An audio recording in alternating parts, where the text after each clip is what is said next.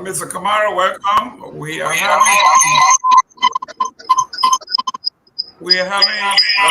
a little technical difficulties here. We have a lot of feedback. How's your background? Your noise? I have no problem in my background. Okay, great. I'll take it from Jimmy Eastman here.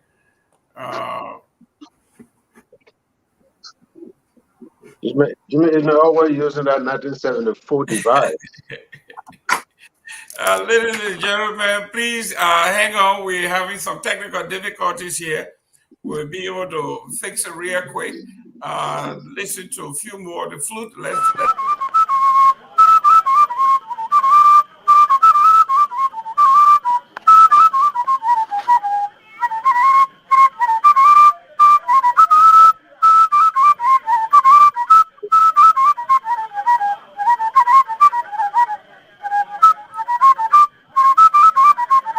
Jimmy, are you okay?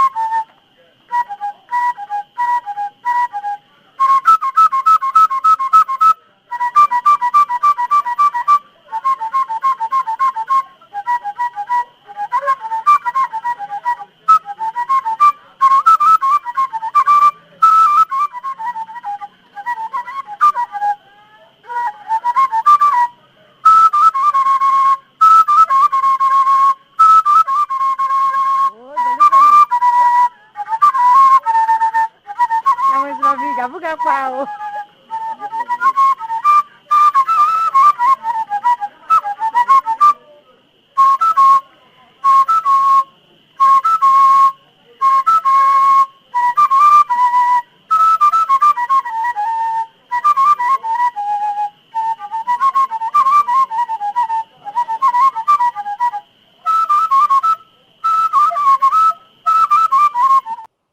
get him there.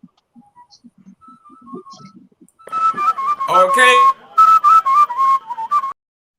Let's start the show. Yes, gentlemen, welcome to another edition of On Point. We have with us folks who are, I'm having a feedback, gentlemen.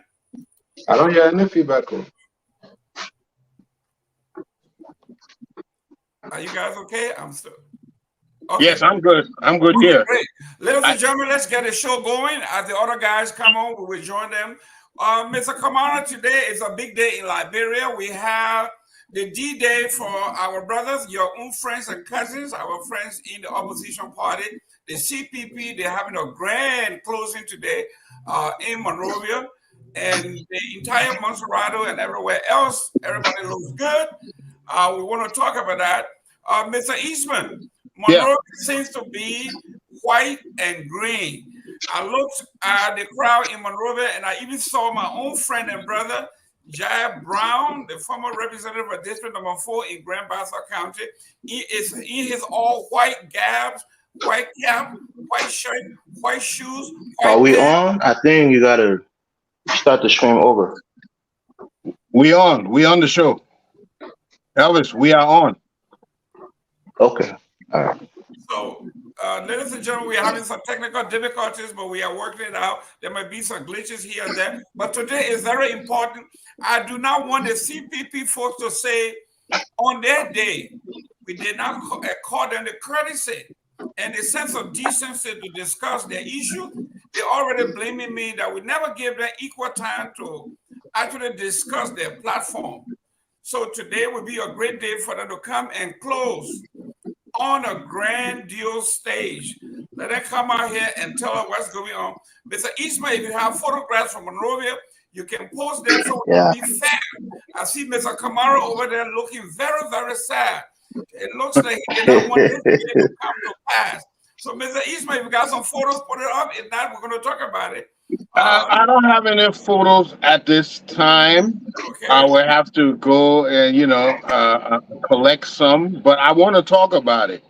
Great. Before you get started, let me tell the CPP folks, send us photographs, send us videos from where you are. Let us see it. We do not want you to think that we crap your photographs or we did you disservice. Send us your photographs live, still, and we will post them for you while we wait for Michael Padmore and Mr. Anthony Gay. Mr. Eastman, let's start with you. The big day in Monrovia today, the closing of the CPP and their standard bearer, Mr. Alexander Cummings. What's the message? Well, it was a good turnout. Let me admit it. People like to compare. Some people may want to compare it to the CDC turnout or compare it to the UP turnout. I didn't see as many people, but I did see a good turnout, which is a step in a positive direction, because their mantra has always been, go into that side, the silent voter, the voter that he's not as outspoken as the other. So, given that, I would say it was a very good turnout on their behalf. They did fill the stadium. And I did see a lot of strategic members there. I saw a lot of people from the diaspora going back to Liberia to support it. So given the circumstances, it was a significant turnout. Now, if they can multiply what we saw there by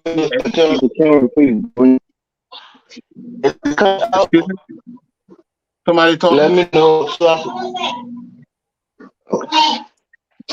Mr. Elvis, can you go out and come back in? Elvis, I think you need to go out and come back in. Yeah, there you go. Yeah, go ahead, Mr. Eastman. Now, if they can take the amount of people I saw there, if they each one can multiply that by going out there with their guerrilla type of campaigning and multiply what we saw there by 5 or 10, then it will make a significant impact in the elections. So that's my take. It was a significant turnout, and something can be done with that. Though, though not as big, but something can be done with such a great turnout. Great. Mr. Aliyo Kamara, here we are, the crowd politics. I know ANC has always said that for them, it's not about the crowd, it's about the message and the work on the what they call the ground game. And the fact that they were supposed to close out the event on the 6th, and because of conflicting schedule, they were able to do it hastily within 3 days. Actually, when they were informed that they couldn't have the 6th, so today is the 1st, right? And here we are, less than a week. They were able to put this together and bring it to bear. What you think about their successes and their failures? Mr. Dillman, first of all, let me apologize to you. I went back and watched the Friday night debate, the 29 edition, September 29 edition. I did use a word that wasn't directed to you, but it wasn't clarified in my expose. So I don't know if you caught it, but I caught it when I went back to watch that episode. I used the word "suck." That was directed at the government and not to you. So if you caught it, just know I apologize. And if you didn't catch it, my conscience wouldn't set me free. So I still have to come back to say I'm sorry if you heard that. Look, the CPP, not the CPP, however you call it, but the ANC, if we're going by history, in the 2017 election, Maserati County was Mr. Cummings' strongest point. That's where he got most of his votes that carried him above 100,000 voters. Maserati County. If I'm not mistaken, he got nearly 11% of the vote in Maserati County. So for one to think that Mr. Cummings would not fill out a $15,000 crowd stadium, so I mean he can draw at least 16,000, 15,000, or 20,000, 30,000 from Maserati County. This does not really show Mr. Cummings' the strength. What must be acknowledged is that the 15, the 5, the 10,000 people that were at ATS was expected. He has that support base. So for me, it didn't show anything different. I don't think it diminished anything. I don't think it showed anything new. It just showed that he still got some support in Maserati County, and he was closing his campaign, whatever it was. That's all it shows to me. No big deal. Great. Ladies and gentlemen, please do us a favor, share the show, get involved. You can call later on when we open the lines for your comments.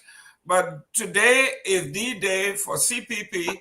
They have accused us for not giving them or according them the courtesy to discuss their platform as we did with JMB and Prince Johnson and the Unity Party and CDC.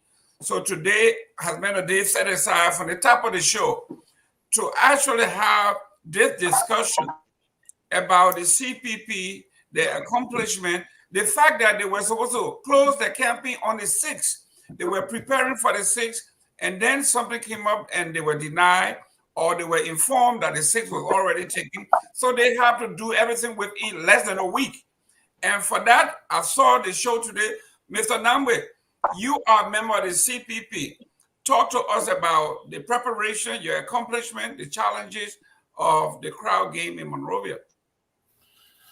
Well, thank you, and hello to everyone. Let me apologize for the late arrival. Actually, I was traveling, but I caught a little bit of the show, and I will agree with you.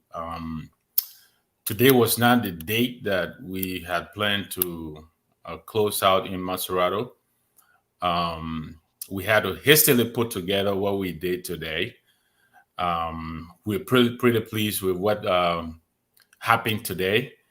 We have always said that the crowd thing is good, it makes you feel good, but that is not our reliance for our pathway to the mansion.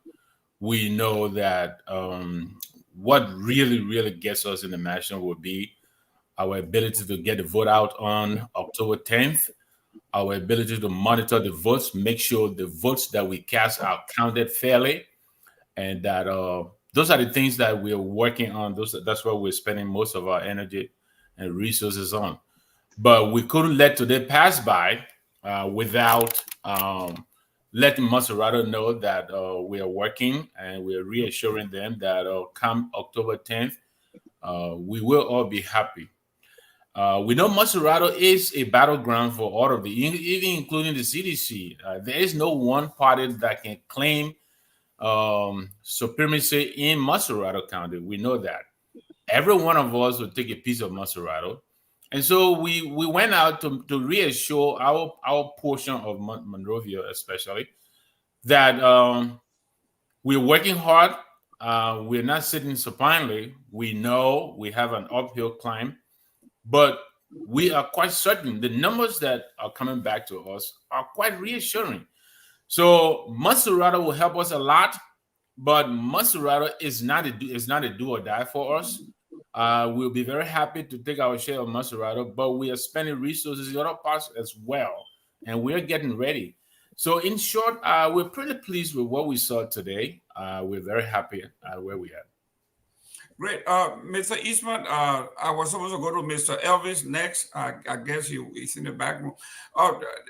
Let's be honest here with our brothers from the other side. They have 4 days to put this together. They did an excellent job in my estimate. Like Aliyo said, anybody can put out 15, 20,000 in Monrovia any day. So nobody should say that everything is based on what we saw there. As we all know, you can bring out 100,000, 200,000. Everybody that is coming to the CDC rally or the Unity rally or the CPP rally, they are not all registered voters. Even the registered voters, 100% don't show up to vote. So it's a matter of what the CPPs elect their mantra. It has to be the ground game. And you know that in this country. And I always quote Bill Clinton.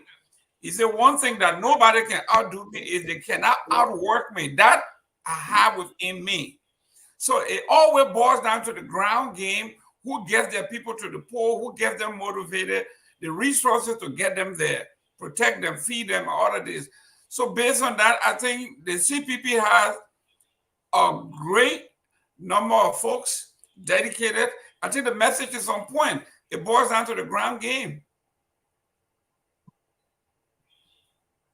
Yeah, that's what is going to win. How getting your message out to each and everybody. I believe a lot of people still of the impression that there's a large number of undecided voters out there, and those the voters can be convinced if you have the right message. So this is a very good time to take advantage of that. That a good ground game now can turn the tides of the last few undecided voters that are around there now. So yeah, it will be a strategic move, and it will require a lot of movement. Of your people will have to go through all the nooks and crannies of all the counties as much as they can to get to dig out, to seek out those undecided voters and convince them that their man is the man for tomorrow. I said this quickly, Mr. Gibbon. I know Brother Aliyo Kamara wants to come in. Let me give you an example here, and for our brothers and sisters who live in Liberia, I'll just give you an example. I live in New Jersey. New Jersey is considered a blue state, meaning it's considered a Democratic state. During the election, during primaries, nobody comes to New Jersey. During the national elections, maybe, I think Obama may have come here once. Hillary Clinton probably didn't even come here. What that means is we have always said Monrovia, for instance, we have said the CDC continues to drink from the same well, even the UP, over and over. Every little thing they want to bring Monrovia out, bring Monrovia out. We get it. But what is the point of continuously drinking from the same well? We know where we're strong. Where we're strong, we're not going to waste too much resources trying to still canvass the same area that we know we already have quite a good number going on. We would rather take our resources and go to those places that we know we're still iffy about, So Maserati, yes, we were not going to give up the opportunity to reassure our people in Maserati, in Monrovia. So even though we had intended to doing this later, when we were told of the scheduling conflict, we said, okay, you know what? We will quickly put something together and reassure our people. So I'm just saying that our people should take heart. The CPP is working really well, and the numbers are looking very, very good.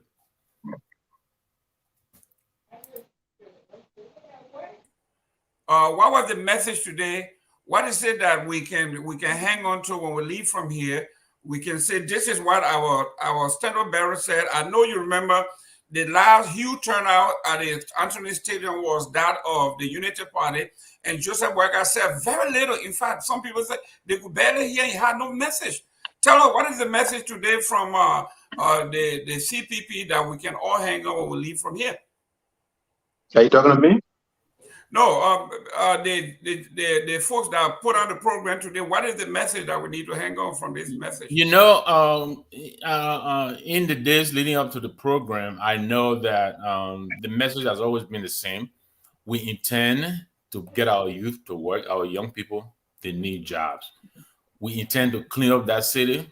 We intend to invest a lot in tourism.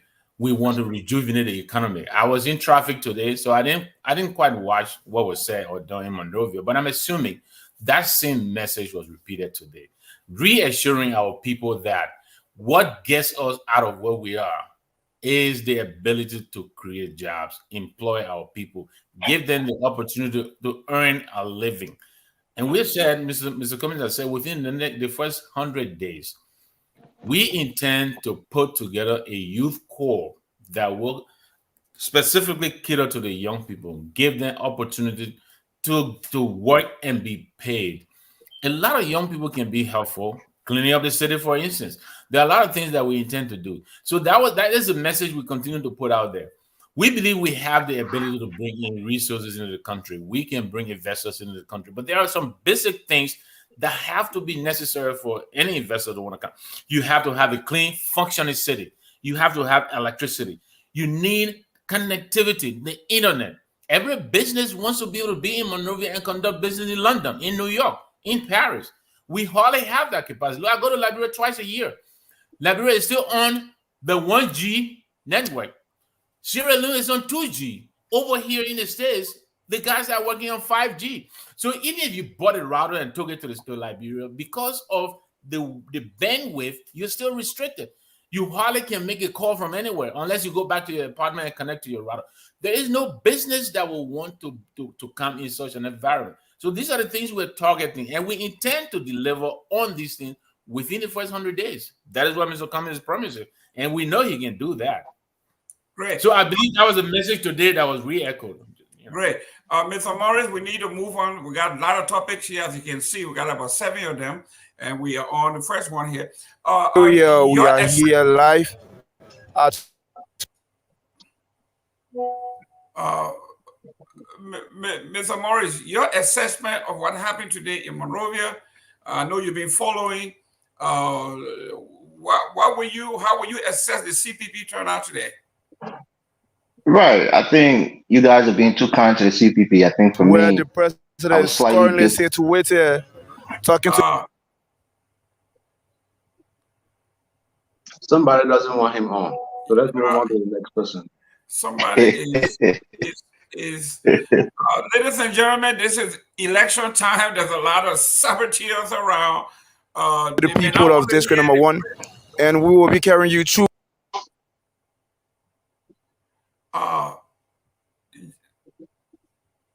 That's not coming from you. I think that's from the FOL back team, the team back the happenings right now of the district number one resident, where the president Ladies and gentlemen, Who's ever playing this? Please stop it.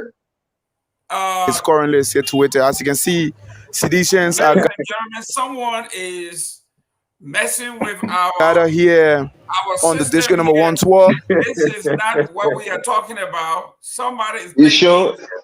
We want to see something from the stadium. We want to see something from Monrovia. We want to see something from the CPP. Thank you very much. So, Mr. Morris, Yeah, we let me expect go quickly. this is going to be election time. There will be all kinds of stuff going on. Talk to us here. What did you see? What did you hear? Because I followed from this morning to our press time. Look, I think, like I said, I was a little disappointed with the turnout. We have to understand who coming is and who's his base. I think the most important rally that happened was the rally that with the women supporters. I think in Liberia that's his base, the women, and in the diaspora, and parts of his base is also the intelligentsia, those who are professionals, college educated people. Those are the people that gravitate towards Cummings. But I think his biggest strength in this election is not really going to come from Monserrato. It's probably going to come from the Southeast. He's probably going to be more competitive in the Southeast than any other opposition leaders. Places like River G, Maryland, and maybe parts of Steino.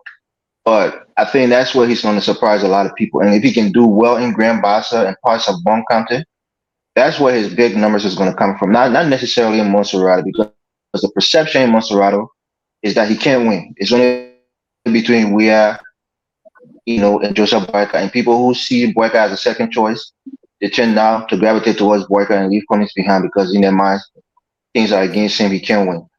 But I think his strongest showing for Cummings will come from the Southeast and maybe Grand Bassa and Bon County. Monserrato, he's still going to finish third.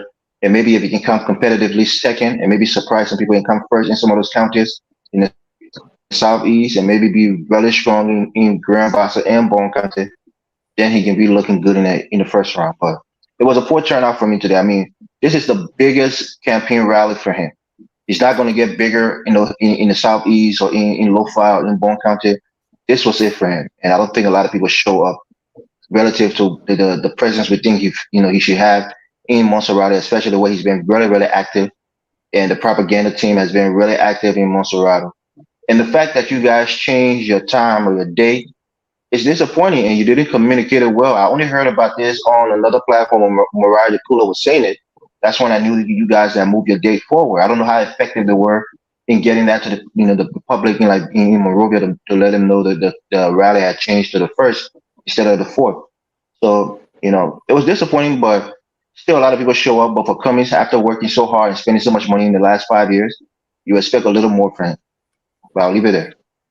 Great. Well, to be fair to the CPP, they didn't change their closing date. It was the NEC that informed them that date has already been taken by somebody else. So they had to make do. So it was not they that changed it. But with that being said, Mr. Aliu Kamara, I know you wanted to chime in. Let's move to the next one after you chime in so we can move into the meat of today's conversation, the violence in Foyah and violence in the election period. Mr. Kamara, you wanted to chime in before we move on? Yeah, let me just close on this. Look, all I can say is all power to the CPP. Bravo to Mr. Cummings for effort. We give him credit for effort. What Mr. Cummings did today, he could not do more than that. You cannot get what you don't have. He did the best with what he has. We all know in the political arena in Liberia that Cummings is nowhere close to CDC or Unity Party in Monserrato County. There's nothing to pretend about it.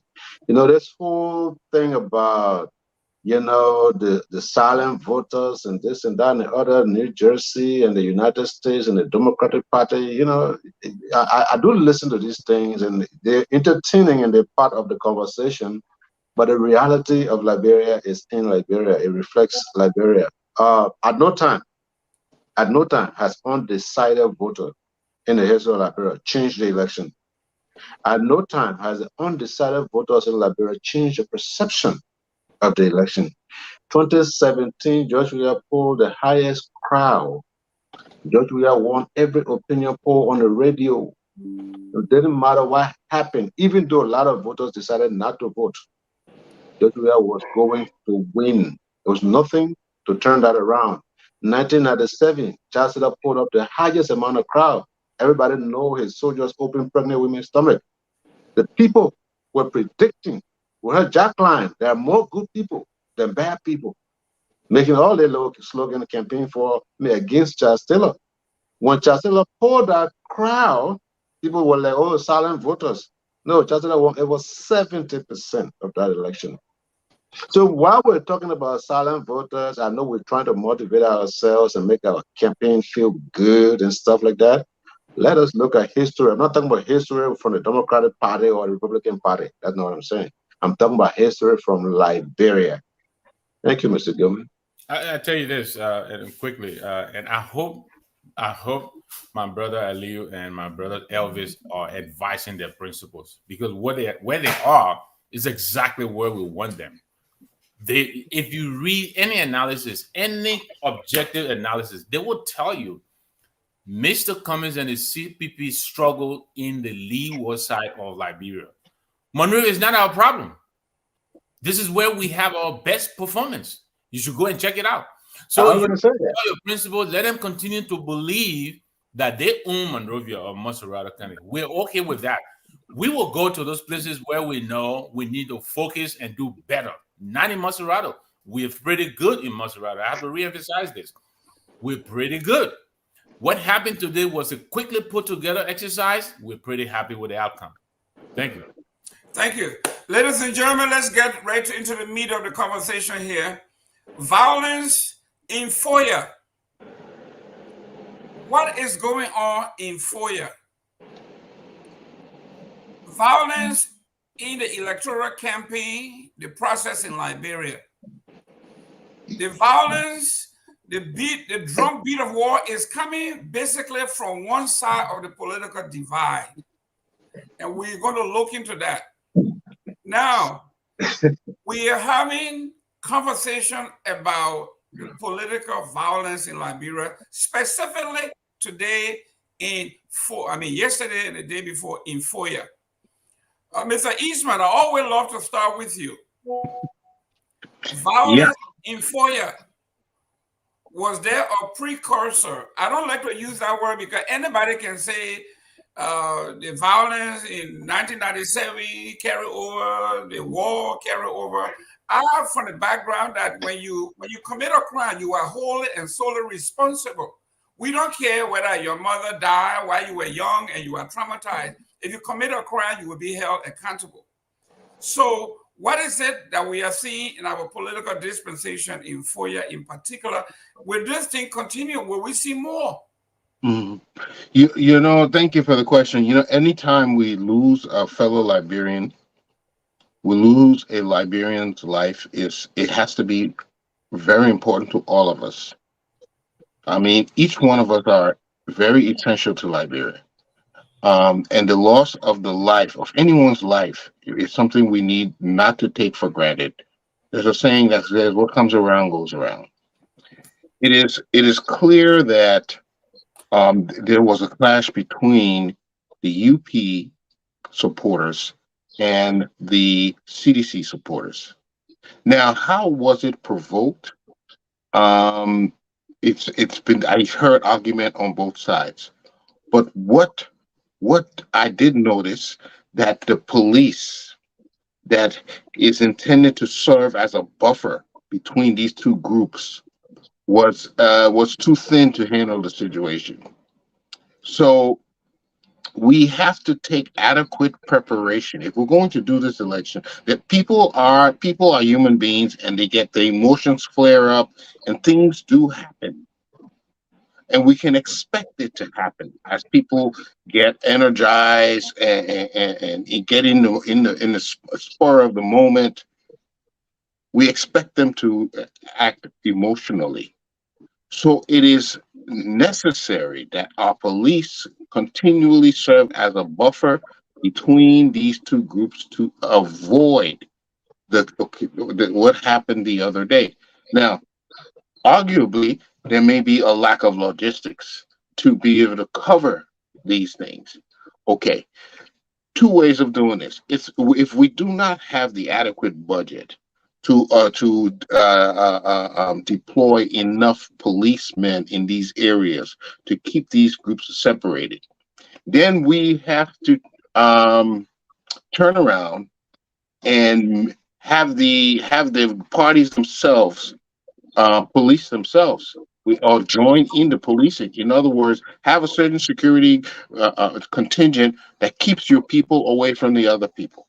I think the Farmington Agreement it impels all of us to be our own security because we signed on to this, and therefore we have to govern our people, retrain our people, so that they do not get into these violent, senseless clashes. Because either person wins, the loss of life is gone. You can't get that back. So I think there has to be a strong message sent to the Justice Ministry that will supply the security forces for this. There has to be a strong message sent to the leadership of the CDC that they have to police themselves if there is reason that we don't have the adequate support security there, then they too must serve as a police to themselves. And we have a send of urgent message to the Unity Party. So everybody has to take ownership in this. In a situation like this, where we want to avoid loss of life and conflict, anything that may possibly occur as a result of this, we all have to be equally responsible. That's to me, that has to be the reaction. I haven't heard that yet come out of any group, but I'd like to see that.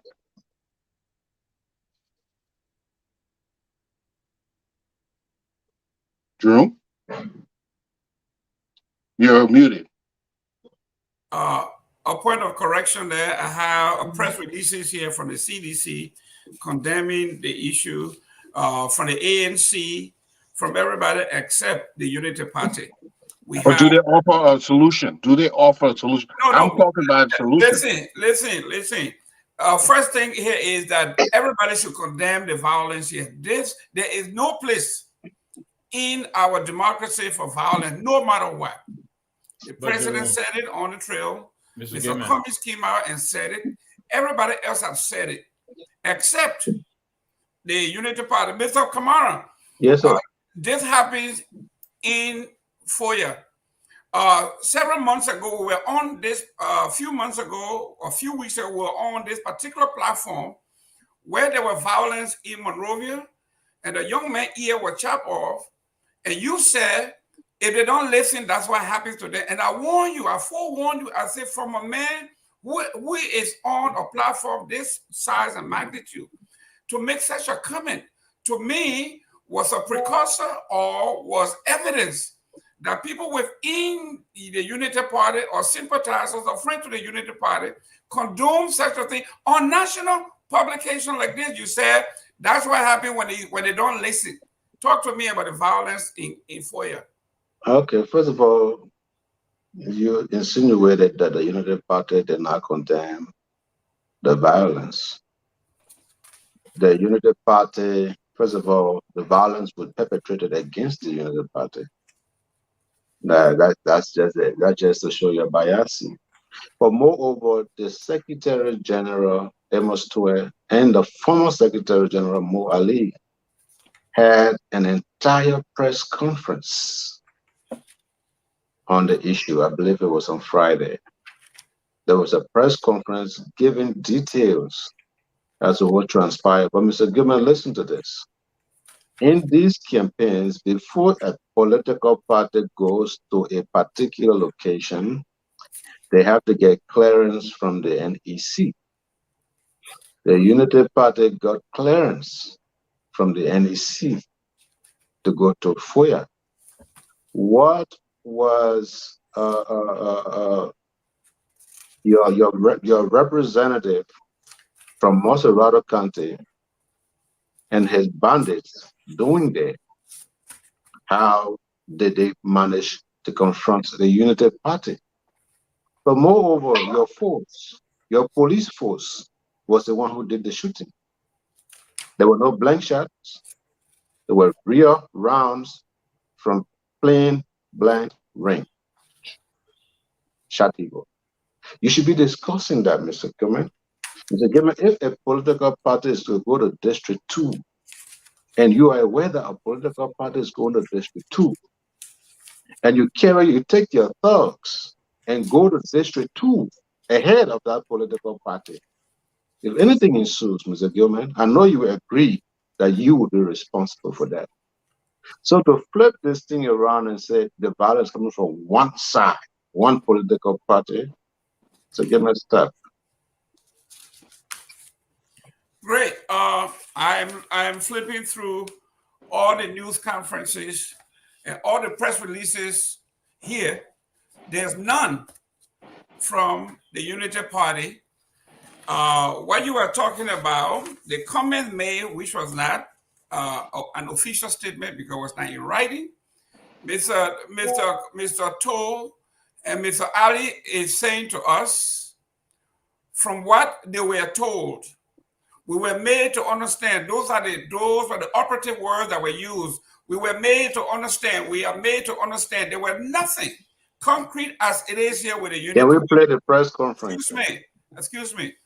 With the CDC, with the CPP, with the U.S. Embassy, all clearly coming out and condemning categorically what happened.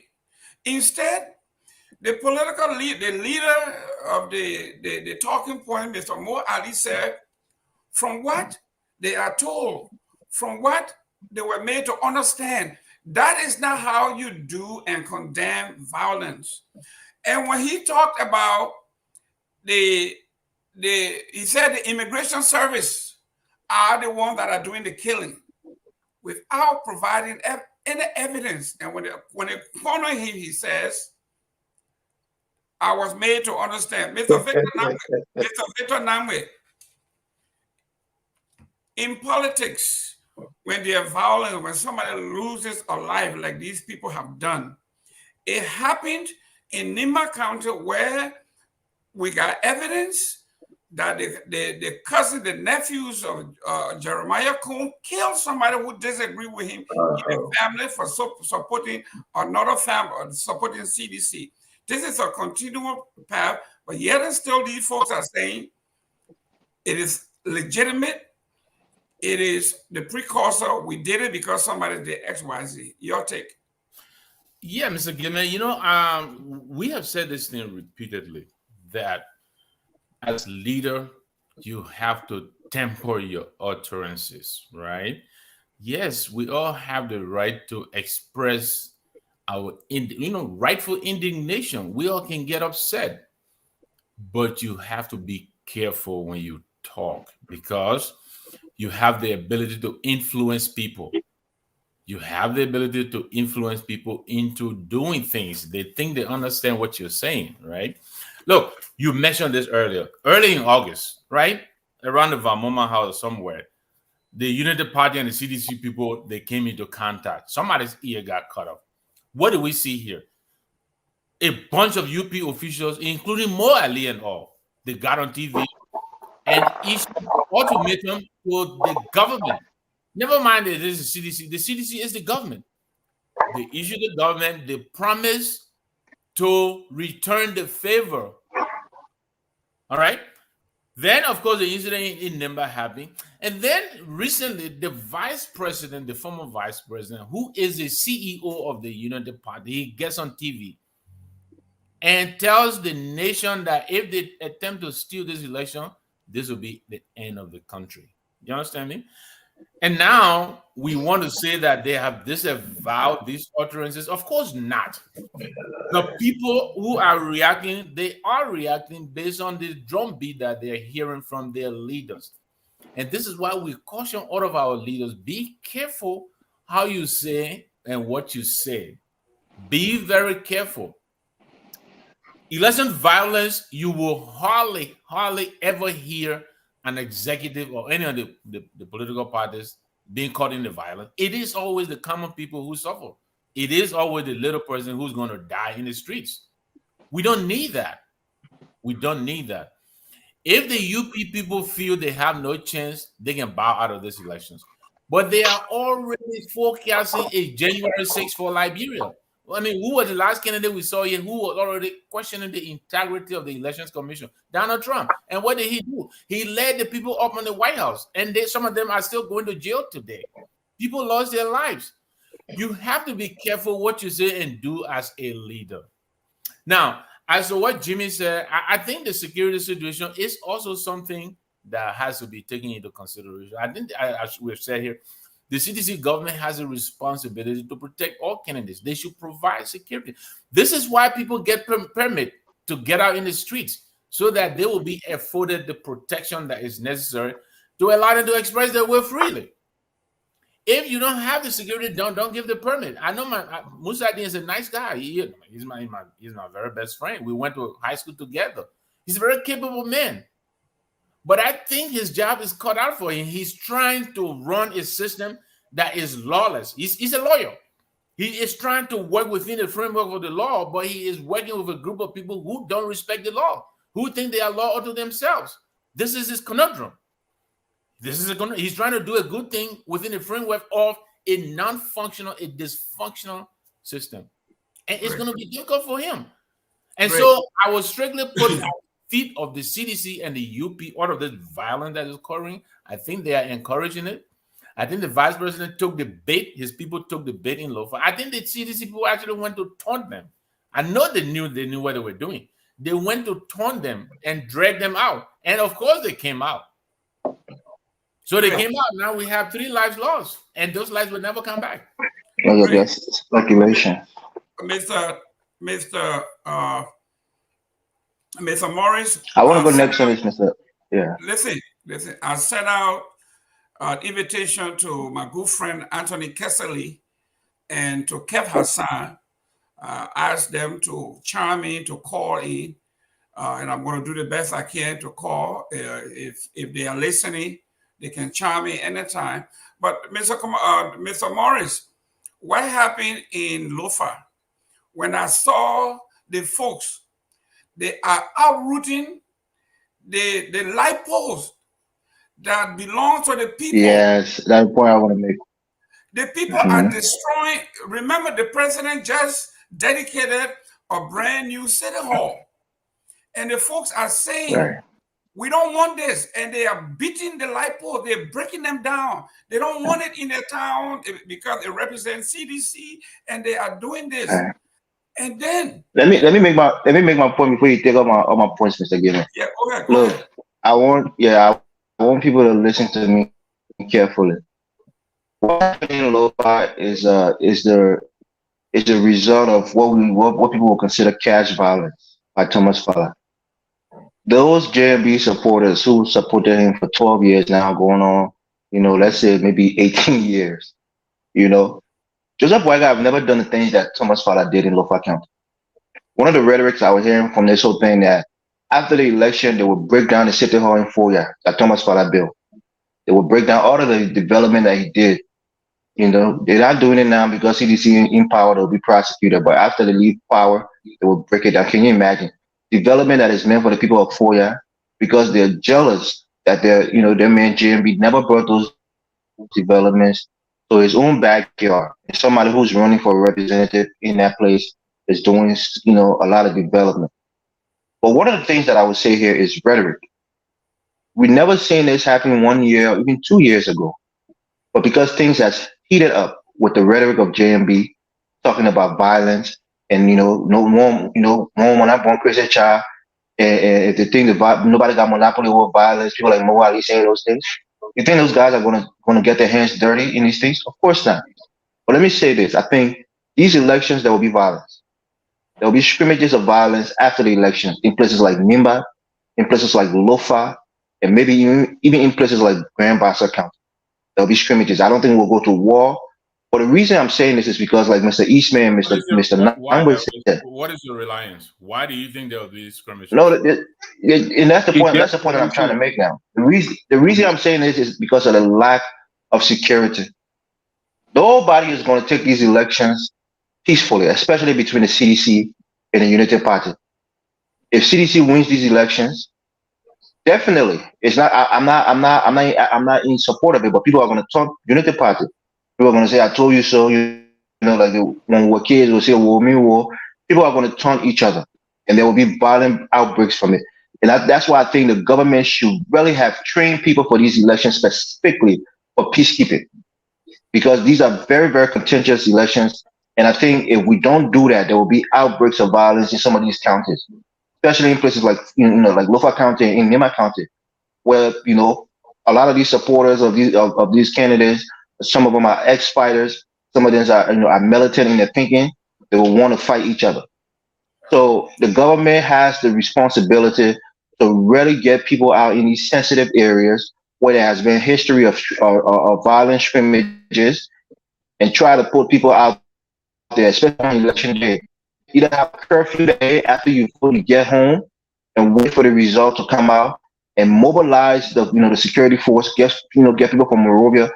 I know we're already stretched thin when it comes to our security apparatus, but we need to get people in these leeward counties, especially in the bigger cities there, and really try to protect the citizens. Or else you will hear scrimmages here, you hear scrimmages there, you hear a couple of people dying here, a couple of people dying there. I can definitely foresee this coming. So this is due to some of the rhetorics, but this is also due to the polarization of our country right now in terms of our political space. People are just they're diametrically opposed to each other right now on the political spectrum. If you're not CDC in a county like Lofa County, where you have a vice president who has nothing to show, no development in his county, and you have a young guy who's only running for representative, not even senatorial seat, and is doing all the development. And people say that CDC is not doing anything for the people of Lofa. A lot of people from Lofa are in the CDC government. A lot of them are doing very well and are bringing development to the county, unlike Joseph Boyka. So I see violence. I know in our hearts we don't want to say it, but I'm bold enough to say I see violence happening in this election. Unless we have some kind of international peacekeeping force, or our government step up and make peacekeepers available to these different constituents, there will be some scrimmages of violence. I'll leave it there, Mr. Gilman. If I may come in real quickly, Mr. Gilman, you're muted. Yeah, 1 minute. We got a caller here. Mr. Kev Hassan, I know you're under the weather. We appreciate you calling. Want you to chime in on the violence, the situation in Foyah. Well, let me say hi to everybody. Like you said, I'm under the weather, so I'm just gonna call into the things there. But the situation in Foyah speaks for itself. Footage are out there. One can make their judgment, and it's the situation that is one-sided. You can see and know who actually did the attack on. You guys can hear me? Yes, we can hear. Go ahead. Who did the attack on Thomas Pella home? So it's out there, speak for itself. But we would then have to at this moment let the security apparatus do the investigation. I think it will be quick, it will be swift. And the president today assured the Liberian people that doesn't matter who that person is, but justice will be served for the killing of innocent civilians in Foyah. Great. Gentlemen, Mr. Kev Hassan is there for a few minutes. Any questions before he goes? He's very sick. I have a quick question for him. I watched him yesterday on Freedom FM. Yeah, I watched him yesterday on Freedom FM, and there was a former representative that was on the line and was kind of narrating the situation that happened. I think he said some people went into some Thomas Fowler's supporter home and pulled them out of the house and killed them. So maybe Kev can elaborate on that because maybe some of us didn't follow that show, but I followed that show, and there was a former representative from that district who was narrating what actually was happening and what has been happening, even on the radio station, the rhetoric that the people from United Party has been spreading. You know, so maybe Mr. Kev can speak on that if he's hearing me. Well, as you guys can see, there's a video there around that this gentleman who was in his home called Momo, were in his home because he was sedition. They went in there, break down his home, went in his home, beat him to death. You actually can see the picture of the president on his door, the big picture of the president in his room. So they know that he supports the government of sedition. They went in there, they beat him, they drag his body out there, they beat on his body, and it's out there. You know, I don't think people need any other a special kind of investigation. Everything out there speaks for itself. I think the problem will be is to identify who are the people who did that. What I mean identify, we know they are from the UP party, but the individual that did that, how to get them, maybe they're locating them and see who their leaders there on the ground. But what I can tell you, that this particular things that happening in Foyah, the attack that happened in Foyah, is coming from the rhetoric of Joseph Ivan Boka and Prince Johnson. You know, so they set the stage for what happened in Foyah, and because of their belief that Unity Party should win this election. Anything else, there will be no country. It's the government will rig the election. They throw out those red meats out there, and people are grabbing on those red meat and they're acting on it. And we believe that the election, that the security apparatus will the joint security will protect the country and be out there, and people will vote. Mr. Kevin, can I come in, please? Because I think you're taking up too much of our airtime. Thank you very much for the narrative, and thank you for calling in. I'm very concerned with exactly what you're saying. I believe Mr. Elvin Morris, if you were listening earlier, alluded to this, that the security will be stretched to the limit.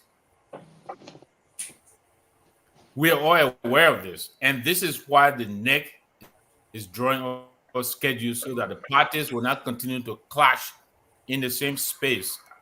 Elvis, can you guys hear me? Yes.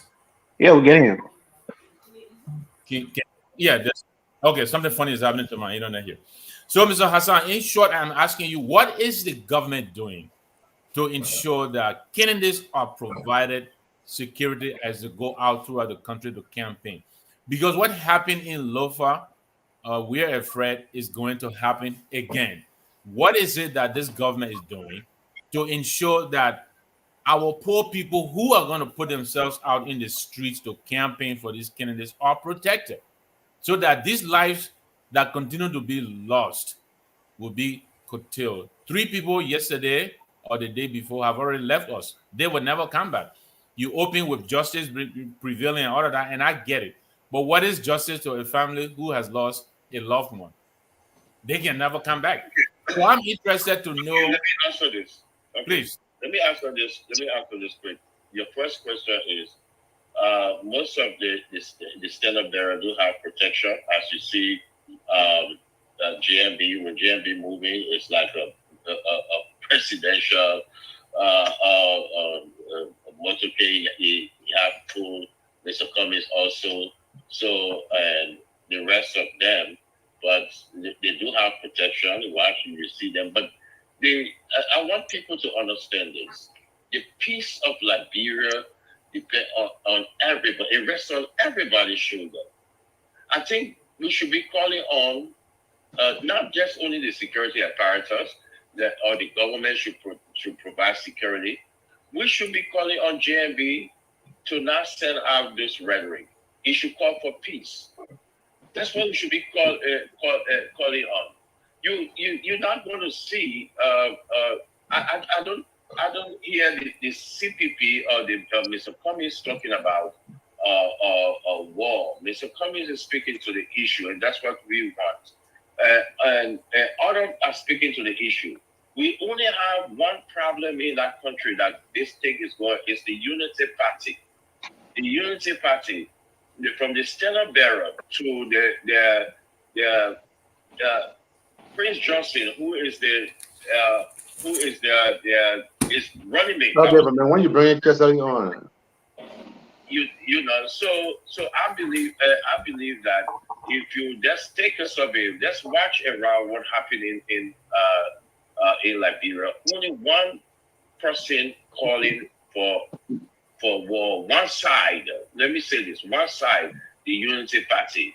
So when And Kev, let me ask you this quickly, please. Would you advise the president or the CDC to beef up security for these elections, even though we're less than about a week away from now? Will you advise them? Will you see it to be prudent for them to beef up the security in all counties? They already beef up the security from the beginning. They beef up the security. They add to the police force. So they add to the joint security. So it's already beef up. It's something. Remember, this is the first election since post-war. Liberia is organizing without army. So the peace of the country rests upon everybody. So when we only focus on the government for peace, no government in the world, in this entire world that we live in will protect the country 100%. But it depends on us to call on our political leaders, to call on our people to not. For us from the CDC side, we told our people, do not retaliate. Do not get on the street. Do not say anything. Some of our partisans are I got a question for you, Kev. we're telling them do not let the security. I think it should come from the other side too. Okay. Let me ask you a quick question. Listen. Mr. Kev, it would be fair that Mr. Kamara asks his question so you can leave. Thank you for the time you spent, Mr. Kamara. Go ahead. Kev, I know in your mind the Unity Party partisans are just ludicrous. They're just crazy people. Do you really believe on this public platform that the Unity Party went to Foyah with their American counterparts just to go look for CDC info and start attacking them? Is that what you're saying here today? You see, Mr. Kamara, right? Okay. Yeah. You see, I don't want you to take my word. I don't want you to take other people's word. I want you to believe your own eyes. Try to believe your eyes. Show me any footage out there that sedition provoked this. I personally am from the CDC, and I will resign openly if you can show me. But you haven't answered my question. Do you think Unity Party just went around looking for? But that's a straw man. I'm getting that. What happened? The same thing that you can call over there in front of CDC headquarters doing his launching and through words as sedition. The footage are there, and no sedition came out. It's the same thing today. The Unity Party is supposed to be going to the rally. You can see the footage that they're walking down to Thomas Fowler compound. Why they are walking down to Thomas Fowler compound and bringing down light poles and taking rack and stoning Thomas Fowler place, you could see the journalists, not journalists, the one of individual that was Thomas Fowler came outside videotaping it and say they are coming. you will not see any retaliation or any storm coming. The problem is why they are going to Thomas Foyah, and it's easy because of the threat Thomas Foyah posed in our region to JMB in order for the CDC to win NOPA. Because of that, they feel that it's a threat to them. That's what they feel. They feel Thomas Foyah is that person that stands in the way. So there was no provocation at all. Right. The video, but these are the unity package. The same style they did when CDC were at Bamoma, and they say that the standard bearer were there at Bamoma, and they left they had their office in district, I think district 9 or 10, and walked there. We showed the footage and went in there and attacked. So you guys gotta look at it, and you guys gotta call it. You cannot see any retaliation, or you cannot see any. After you finish, we'll make some clarity because you're giving misinformation, Mr. Hassan. So if you cannot show me retaliation, you don't have anything to say. So the Mo Ali and the Amos Square lies, what they carry. But you gotta believe your own eyes. Your own eyes. You don't need to believe me. Look at the thing. Unless you're telling me that what you're saying out there. But if you look at it, you realize that what precipitated what we saw outside there? What was the precipitation called? Kev, thank you very much for your time. I know you're very sick. Thank you for getting up and calling in. We will wait and see that the opposition will have, they will send out footages live and still that substantiate everything they are saying. Not just clarity, because I heard Mo Ali say, from what we are told or what we're made to understand, that is not clarity. Thank you very much, Kev. Thank you for that. Lastly, let me say this in my closing. You remember the gentleman, the little boy that ear was cut. While the boy was at the CDC headquarters press conference, Mo Ali was doing another press conference saying the boy is a Unity Party partisan. It's out there. The videos are out there. So this is not something. While the boy was at the headquarters, what they're doing is they understand that their partisans are so in that mindset that they can tell them anything, because most of the Unity partisans, they don't think on their own. The mind is being run by Mo Ali and others. So don't matter the education. What Mo Ali say, that's what they're going to. Mo Ali can say that Mr. Gamer left from America and went to Foyah and provoked them. They will believe it. Even though, Mr. Gamer, you are in America, they will believe it because they believe anything. That's the Unity Party at this stage. So it will be better served by the Liberian people. For the discussion of the future of Liberia should be between the CPP and the CDC. I will continue to hold that ground because I think if you want Liberia to move better, you got to put the responsibility. No, man, thank you, man. We don't care. Thank you very much. And that's what I believe, that the future of Liberia should be discussed between the CPP and the CDC. Thank you, guys. Thank you very much, Mr. Hassan. Okay, ladies and gentlemen, we are hoping that Mr. Kessler will call in and give us his take on what's happening. No, you did call Hassan. Call Kessler too. Listen, I didn't call, he called. And the number is out there. I sent it to everybody. Mr. Anthony Gay, thank you very much for coming in. We are in the middle of the fight in Foyah. The murder, the violence. We are having video clips. We are having still photographs. And some are sent to Mr. Jimmy Eastman. It is very clear. When you look at what happened in Foyah, while the violence was happening in Foyah, they were having press conference in Monrovia narrating what they thought happened. But the operative word that they were using was what we made to understand. We are told those are operative words that we all know that does not substantiate anything. It's not based on evidence. Mr. Joseph Boyka, when he was in Bone County going to Lufa, he said the same thing. He says, what they made me to understand, what I understand was CDC was the one that did the killing. These are the folks. Mr. Gay, welcome here in the middle of this. Your opening statement, I know you want to say something about the closing of the CPP in Monroe before we go into anything else. So go ahead, take your shot. Yeah, thank you for having me. You know, first of all, Evans is in the back. Bring Evans on because there you go. Look, the whole crowd debate and that, you know, some people, I don't know what is going on today with Liberia, but when you go on Facebook,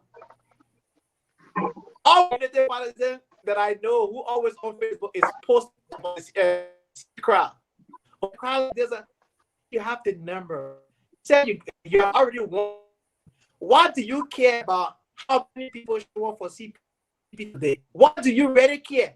Some people also make come out of 2017, then you're not true. Why? In 2017, was at a time better than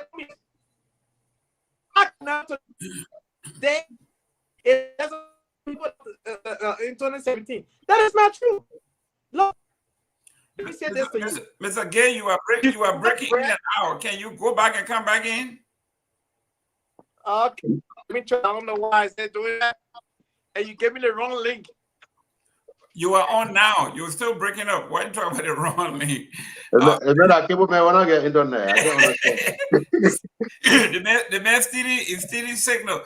Mr. Eastman, we are in the middle of quagmire here. I have to agree with Mr. Victor Namwe and everybody else. They said joint security forces. I don't think that they are ready. And this is coming from the sedition because you and I know, and Mr. Kamara is here, Mr. Victor is here. If your manpower is not that huge, you strategically say, you know, Foyah would be, or Lofa County would be very contentious. So we need to concentrate heavily there. Nimba County is going to be contentious. We need to concentrate heavily there. Maybe Bone County.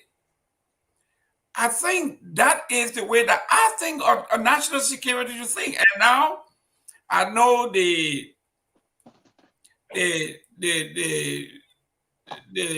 National Guard, they are saying we don't want to get involved until the police is overwhelmed. I was shocked when I heard this because they are saying we do not want to politicize our army anymore. So the army will not get involved until the police is overwhelmed. I thought it was the most nonsensical thing I ever heard from the chief of staff. How can you say we will wait until they kill each other, then we come into the rescue? Mr. Eastman, I'm a sedition. I support this military. I support this government. But this one, the Freetown message, is past mine. Well, actually, the commanding general was right. The army is not to be involved in any civil exercise. Well, especially when people are exercising their civil duties in voting. They are not. They are only called to intervene when it is out of hand. Okay?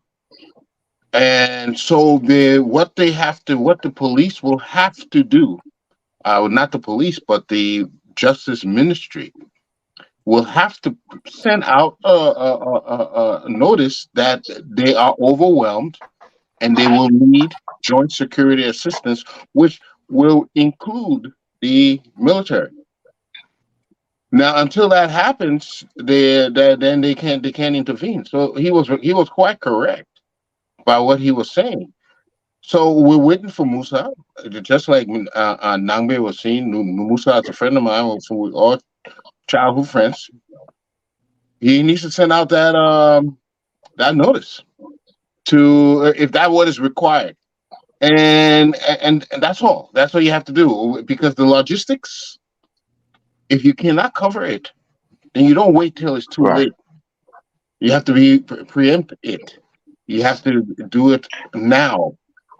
send out the notice now. And you justifiably said there is going to be, Nimba is going to be a hotbed. Bong will be a hotbed, and we have already know that Lofa is a hotbed. Don't see it as much as in Basel, but it is potentially a hotbed, and even Monrovia. So the call needs to be made now. Do you need additional manpower to ensure to this peace and security through these elections? This is the time to do it. Mr. Kamara? Mr. Ishmael, I got a question. Yeah, I got a question quickly. Go ahead. Go ahead. Yeah, and maybe you guys can answer. And I think I know the answer to this question myself. But do we have anything in Liberia akin to the National Guard here in the United States? Because I think this is a perfect time for something like that, where you have people who are just on standby who can go and serve by keeping the peace. Yeah. If this is anything to teach us, is to tell us that we need a new core, of servicemen that would just be there in times like this, where we can mobilize them. They don't have to serve in our army. They can be on standby for time for elections or any time where there'll be high tension in the country, and just mobilize them to keep the peace. The answer is no, Evans. The answer is no. I know that's why I said no, but Mr. Gilman. No, go ahead, Mr. Gilman. You're saying something. Let me respond to you. Mr. Kamara, yeah, go ahead, Mr. Kamara. Yeah, okay. I'm on the floor now. I wasn't cutting you off, brother. I was just letting you know it doesn't make sense. Gay, 1 minute, please. Mr. Gay, you can't just jump on the background and just join him. Mr. Kamara. Yes, sir. But I was in fly when they asked me to leave. Hey, well, you ran away. Mr. Kamara, yeah. I want you to answer all together. The reason I'm asking here, I want to add on here is the everybody that saw the June 7 protest. I think during that protest we saw, I think, were military people with guns and all of that, right? It was prevention. Riot, yeah, the riot police or something like that. The riot police and all. It was prevention. It was preventative. They came over there and all they did was just walk around, drive around, walk around. And as big as that crowd was, they were kept in check. So, Mr. Kamara, answer the question for us. Okay, let me just get that one out of the way first before Yeah, go ahead. That crowd was, that's what I saw. Maybe you have an idea. Go ahead. That crowd was centralized. That crowd was right there in Monrovia. There were no other activities such as that taking place anywhere outside of Monrovia. I'm talking about Montserrat County. Anywhere outside of Monrovia itself. Montserrat County, all other parts of Montserrat County was free. Okay, so it's that easy. You can concentrate a lot of police forces over there because there's nothing else going on anywhere. We're talking about a campaign process that is simultaneous, so that is not a good comparison. But let's clarify this guy you brought here to help you, Kev Hassan. I think he didn't help you. Let's just be clear about it. He didn't come here to help. The question to you is But let me finish. No, listen. You said the man asked the question: do we have the equivalent of a National Guard? I'm on the floor. I already answered that. I just wanted to clarify something because there are some information when we put out here, we have to clarify. We can't just say so say one, so say all. Somebody come on here, call the show and say the Unity Party entered Foyah. They started marching straight to Tomofala. Remember, since the election, since the campaign started, the Unity Party have had at least 2 occasions in Foyah. Now 1 incident with Tomofala. If we go back to the 2020 election that was very, very tense between Kotiman and Joseph, that election was so tense, nobody marched to Tomofala. So then we can ask ourselves, why did they march to Tomofala today? Why? There's something there. And this whole thing, illusion, that the Unity Party is the one causing the battle. The Unity Party was the one crying out, foul, foul, foul. And it has gotten to a breaking point. Let me clarify again to you. Aliyu Kamara does not support any form of violence, doesn't matter which camp it comes from. When it comes to analyzing the issue, we have to speak it as it is. This violence has been initiated on several occasions, even in Montserrat County, wherever Unity Party was going. You will have these people go ahead, the CDC, you guys. You have your Rabbi or Toga, whatever you call him, who walked all the way to the American embassy, took a peaceful student marching, and beat the crap out of him. Up to now, that boy has not yet recovered. Who started the violence in the country? Go ahead with your next question, sir. Look, Mr. Gayman, that man, you see, you bring it on the show for the Unity Party side. You remember he made utterances when he said that Christian woman can bonk, one woman can bonk Christian child. CDC don't have a CDC don't have a monopoly over violence. This is Anthony Cassidy. I remember I had hold on, Mr. Kamara. I remember I had an engagement with him on this platform before when it happened at the UL because he was he was one of the student leaders during his days. And I brought it up, and I said the students got what they deserve because they were provoking violence before. When CDC people go on the campus, when the vice president went there, when Samuel Twin, when that Luscious How guy went on the campus, they engaged in attacking those people and trying to run them off the campus. And when the CDC retaliated, everybody blamed the government that the government was against the student union. And Anthony Cassidy was incensed that I made that statement that the students deserved it. But here he is today making those kind of statements, speaking like a militant himself.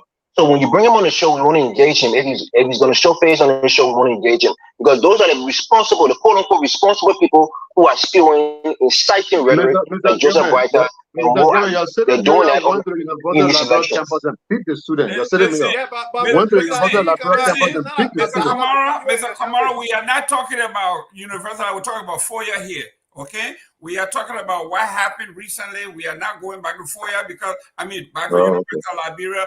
The people at University of Liberia will say we're going back to Charleston or time. No, we are not going there. We are talking about what happened now. No, we're just giving you the root cause. I'm just pointing out to the credibility of the Anthony Cassidy man that we want to bring on the platform. And to be very frank with you, the pictures that we are getting from Foyah and everywhere else are very clear. I sent some of the photographs from the police department, from other people. The gentleman said, okay, and I have to agree with Mr. Morris on this. The Unity Party is having their march or whatever they're having. I think I saw maybe 1 or 2 police officers. It's a joke. Okay? What they are saying is we assign police to the people. Can you imagine a volatile situation? I saw only 2 guys, 2 police officers, and they didn't even carry guns. These are just regular community policing officers. And that's the thing. A lot of our police officers, they're not issue arms. They can't even carry arms on them. That's why you see sometimes they run away when these violent episodes are happening. They run away because they fear for their lives themselves. So, Mr. Gay, can I chime in now? Yeah, go ahead, Mr. Gay. So I will forget about the CPP thing. Let's talk about. Elvin asked a question about can we have the same type National Guard circumstances. So I was there when they have the joint security press conference. What kind of cable you got over there? You breaking up again? I'm talking about the fiber optic cable. He brings it to your hotel or your house. What you telling about bringing it in Liberia? How about now? Is it doing the same thing? No, it's not good. All right, let me do audio instead of video. Okay. Now. Go ahead. Okay. So here's the thing. I was your audio is worse than the video. That's it.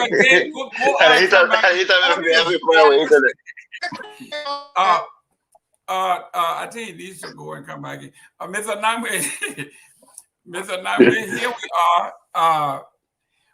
When I see Joseph Boakai, I see Alexander Cummings, I see President Weah, I see Gonglo, I see 2 guys walking, I see the police officer walking behind them. Just imagine you get a crowd with 1,000 people coming. They beat the police officer in Foyah, the other guy ran away. So, right. I think guys serious to say, this is for my own people now, my own government.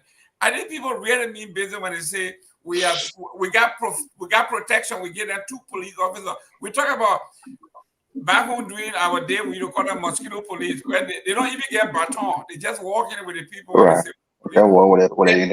In America, they got the tactical police. They had a helmet. It had camera mounted on it, so they can at least film what's happening over there. They don't even. What can we do? This is comical to me. Mr. Gayman, I'll be honest with you. We continue to caution all of us. Each and every one of us bears a certain amount of responsibility for the way our actors will behave in the political space. We cannot instigate violence and then on the other side condemn it.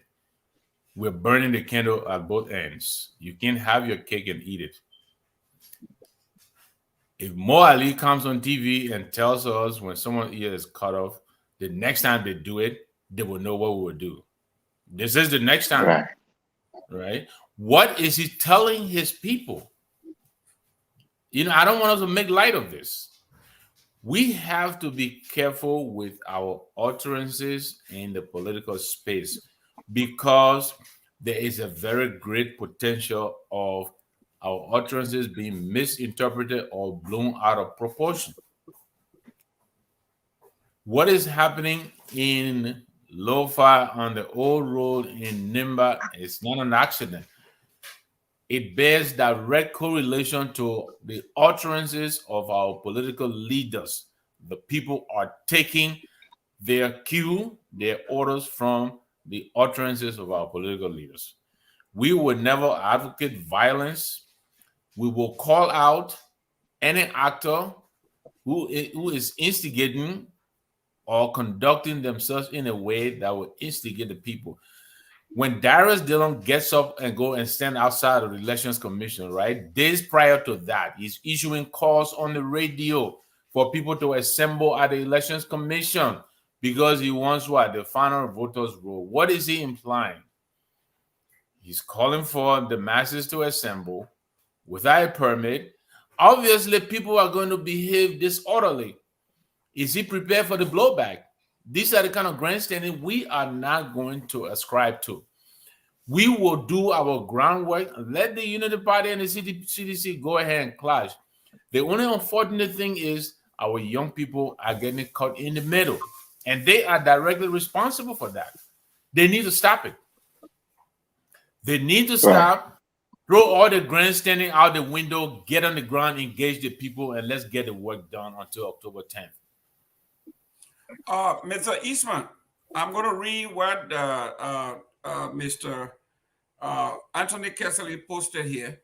He says, if you think the patriotic warnings from JMB and PYJ are mere bluff, smoke your kush and try anything funny. Wow. You'll see who born dog. This is Anthony Kessley's post. Right. So right And there, I right keep there. telling you, that's his true color. You're seeing this guy. You're seeing who he is. That's his true color. Right. Mr. Eastman, this is a man who he say he's a strategist of this campaign. He worked before as chief of staff of Joseph Boakai for several years, and he's the strategist for the campaign, posting such message. Mr. Eastman. Yeah, it causes me to pause because it's a reminder of how we degenerated into a full-scale civil war. Our leaders have to be responsible, and because their utterances can be taken literally by those listening. Violence is never a solution, a way out. As much as they may have some legitimacy, I'm not saying they do. But even if there are some legitimate claims that they were making, the avenue to travel is not through violence. We have seen what that has done. It has led to the utter destruction of our infrastructure, and yet has not been rebuilt. And to hear people still thinking that this is their option, this is their alternative, then we must say we are given to jungle warfare. Whereas whoever the might belongs to, the right belongs to the might. We cannot might belong to the right. We cannot pursue this avenue of engagement. Whereas when we have a conflict, when we're at odds, we say we'll go to war. We cannot pursue that. That is not the solution. So, as much as they may be legitimacy in what they're saying, they are taking the wrong course. It's just like any one of us right here. If somebody were to offend our anybody in our family, do anything, and we go to the house and kill somebody there, what would the law say? You cannot take the law in your own hands. This applies now. If they're doing what they're not supposed to do, anybody, whatever your accusation is, the course you take is to find a way to settle it without using violence, without taking the law in your own hands. It is apparent that some people they don't believe in this message, and the only thing they know is that if we do this, we'll go fight. We'll go back in the bush. We've been hearing this. We'll jump in the bush. We'll go there. That is what we see today, and it's a failure. It's a failure on our part as civilized people, as people who want to build a society. It's a failure. I'm not saying anybody is right or wrong for cheating somebody, but our alternative to go to war, to go in the bush, and it's not for survival. The only time you fight is if it's because some of you have been attacked, you have to survive. But for political theater, you are chanting the drums or beating the drums of war. This is unacceptable. And this is the leadership. What you're doing now for generations to come, that is the mindset you are giving them. Oh, that we'll go to war. You're telling them again and again, even though we just come from a 15-year devastation of our beloved country, you're telling them the way to go is war. These people don't mean to build Liberia. Anybody who says that, they don't mean to build Liberia. Mr. To build Liberia, you cannot destroy it. I'm really agreeing with Mr. Elvis. Yes, thank you. Let me from the strategist. Go ahead. Yes, look, there are a lot of people who have a proclivity for violence, and all they need is a little nudge. And these little dog whistles, and sometimes even referee whistles, where you can hear it loud and clear. Once they hear that, that's their signal to engage in violence.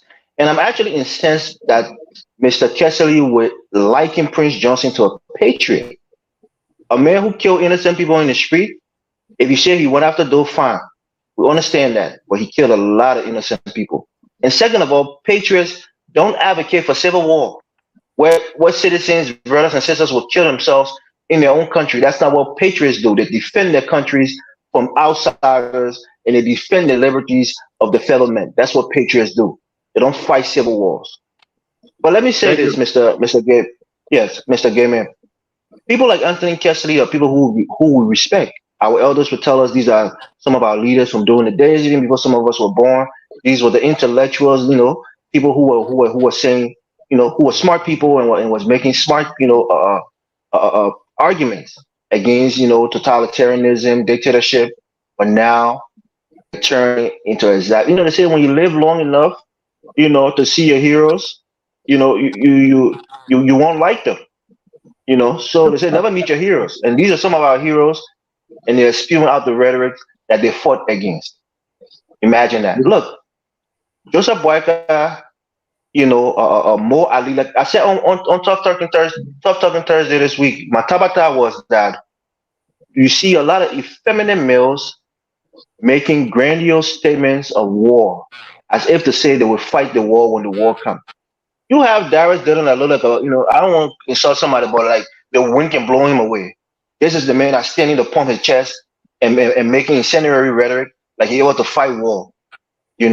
So when war comes in this country, these are the people who have the means to send their family out of the country, who will be the first to run away, go to the American embassy for refuge, and the real men will stand behind and fight the war. So nobody should allow politicians to incite them to violence, because we know how these things can escalate. Your intention will not be to go to war, but it will escalate. Somebody will feel really hurt, a tribe or a region will feel really disrespected and hurt, and they may want to go into a full-blown war. So people like Anthony Cassidy should not be beating the war drum. I'm only harping on him because I have a lot of respect for him. Okay. On this platform, people has revered him, and for him to say some of the things that he's saying and doubling down on his statements, it's disgraceful. Quite frankly, it's disgraceful. People like Mr. Jai and Mr. Eastman and Mr. Nambwe, who are his peers and who perhaps know him personally, should call on him to retract those statements. And if we can't do that, then I guess we have to start to look at him in a different light. Not the man we thought he was, but a different person that he's proving himself. Thank you. No, it's ludicrous for people like that to say these things, Mr. Kamara. Mr. Go ahead. Kamara, when we are going in the court of law, they're talking about evidence. Is it written somewhere? Do you have the photograph? We have the man own posting on his own page. Let me just say this, Mr. Gilman. I think the show is very great tonight. I tell you that, and I want to really agree with Mr. Eastman here. Mr. Eastman here is the only one who has not been partisan today so far, and therefore I have to be reasonable to see his points. Everything he's saying is true, but this is what Mr. Eastman needs to understand. Let me just give you a few things. Prior to the campaign, the official announcing of the campaign, few motorball riders in Moserado County were riding with JMB, something they printed with JMB of something on their back. They were caught, beaten, one in the Douala area, beaten massively, one in the Barnes Bay area, and one in Red Light. That was before campaign. The party crowd foul. There was no arrest, Mr. Eastman. No arrest. Nobody was caught. The Nimba County thing they're talking about is, oh, it was Jeremiah Kum people. That's not true. The man who was killed because he declared support for Jeremiah Kum for the Unity Party. So he was beaten. The Unity Party came out again. The crowd foul. No, nothing. Now listen, and these are just few things that I am naming to you of most recent. All of these things are perpetrated by the CDC. Then the last one, the one that actually broke the camel's back, where you heard most of the threats that are coming, because at this time they are tired. And everything that I'm explaining to you are only a few. Even the 2020 campaign election that went on between the senatorial election went on in Lofa County. Thomas Fowler carried people as far as the border town to attack the Unity Party partisans. Unity Party cry again. There were no arrests made. The last one that broke the camel's back, Mr. Eastman, was the District 9, District 10. Mind you now, if you know Rotota is where the rescue headquarters is. Now Vamuma is the main way to go into Rotota coming from the Tome Boulevard. So there were no police, no soldier, no immigration, nothing. Unity Party is coming, about to pay in to go to their rescue headquarters. Guess who were there? Citizens, not the government. Citizens were there and blocked Unity Party, so Unity Party cannot go in because their president is coming. That led to brutality. Somebody got hurt. These are the things, and I'm not saying that it is right to come up with inflammatory statements, but you have to understand too, Mr. Eastman, when you push people against the wall until their back touches the wall and they cannot get rescued from any authority, there's no government at all. The president was there insulting Joseph Boakai all day while people were attacking. So this time, remember, and whether people agree or not, Unity Party has the largest population in Liberia. Engaging them in violence without the security being present, somebody will be victimized. The only place CDC could be strong compared to the Unity Party, or even above the Unity Party, physically, will be Monrovia. Any other country, the Unity Party will dominate the citizen. And therefore... Or in Grand Gila. They'll dominate the citizen in Grand Gila. I'm coming. Let me finish. Don't make generous statements. Let me finish. Fabricated. Go ahead. But let me finish. But let me finish now. No, leave it. Just because plenty people support CDC in Grand Gila does not mean that those who support CDC in Grand Gila are citizens. Remember that. Remember what happened in 2017? What motivated people in Grand Gila in 2017 is not the same thing that motivates them now. I'm discussing now. So let me just end with this. There are some people. Wait, just before you end, are you justifying violence, Mr. Kamara? No, he's saying that. He's saying that You're not No, stronger than the CDC, or BCDC, everywhere else except let Maserati. me lay on my point now. That's the point you're If making. I go lay ahead, on my point, Mr. Mr. He's Kamara. going to be able to understand what I'm trying to say. What I'm trying to say, I am supporting those who are saying that whenever a political party, at this particular time where things are very tense, a political party like the Unity Party is going somewhere, the government must do groundwork. The security apparatus of the government must do a groundwork to stop both the Unity Party and the CDC from meeting each other. The Unity Party can meet ANC and turn their back.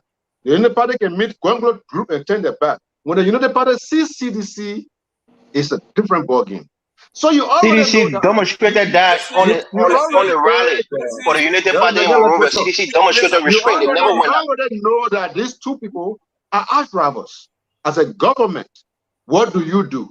Send two police officers to United Party and CDC situation? So all you always is what I am saying is it is wrong. Again, I'll reiterate because I said that before, you didn't get it. It is wrong for anyone to make any kind of inflammatory statement that could lead to violence. However, what could cause violence or what could cause someone to make those statements must be curtailed by the national security apparatus. Thank you. Mr. Kamara, you need to unequivocally them answer the Let the other man talk. statement. Let the It's other bigger man than talk. that. You want It's bigger than that to make that kind of statement. Mr. Elvis, Mr. Aliu Kamara is doing exactly what the rest of the guys do. We have tons of evidence that we can point to dates and time and places. They were not giving any date and time. Can you imagine that this young man that was killed in Nimba, that the national police, the newspaper covered that this young man was a sedition. He supported the president. Mr. Kamara is sitting on this show and telling us that a sedition killed Jeremiah Cohn's nephew. Can you imagine this? Can you imagine this is the man who sat on this show and said, right on this show. Councilor Bongo spoke to the same issue and said the person that was killed by Jeremiah Cohn's supporter. But Jeremiah Cohn, Spring Johnson people, yes. MDR. Everybody so knows you don't this. believe Councilor Bongo too? Everybody knows that. Mr. Gay, let me start with you. We're running out of time. Let's go to, I know you guys have all read the different statements from the different embassies, the U.S. embassy. Let's discuss the response from the international community and the United States in particular.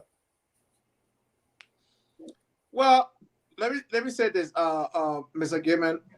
Violence of any kind is unacceptable, especially we Liberians, what we have been through with the 14 plus senseless civil war. I don't think violence should be our era anymore, right? The circumstances here you can see between CDC and Unity Party, clearly there's a huge tension. One said, because you took me from power, I want to come back to power. Another person said, oh, but you were in power, you didn't do good, you can't come back to power. None of them discussing the way forward for Liberia. And that's what is causing this chaos. Unity Party now is mimicking almost everything that CDC is doing. When you're supposed to be 10 times better than CDC. You've been the largest and longer political party in existence in Liberia outside of the two-way party, saying there's no longer two-way party. Since 1985, Unity Party came into being. They've been in the being for over 30 plus years. Folks, stop acting as though that today you came to politics. They don't want to take no responsibility. What happened in Foyah? My heart goes to the family. Nobody, child or daughter, should die just because of politician. It is not worth it. It is not. I think, in my opinion, democratically, we are retrogressing because we didn't even have national presidential debate. We didn't even have any form of, a civilized, campaign rally like ANC will have, the other party will have. Every time the CDC, Unity Party thing, Liberian people are sick and tired of it. The military right now, based on the press conference, has cells in every county that understand by, according to the chief of staff. They have cells in every county. Can I ask you a question? 10 seconds, please. 10 seconds.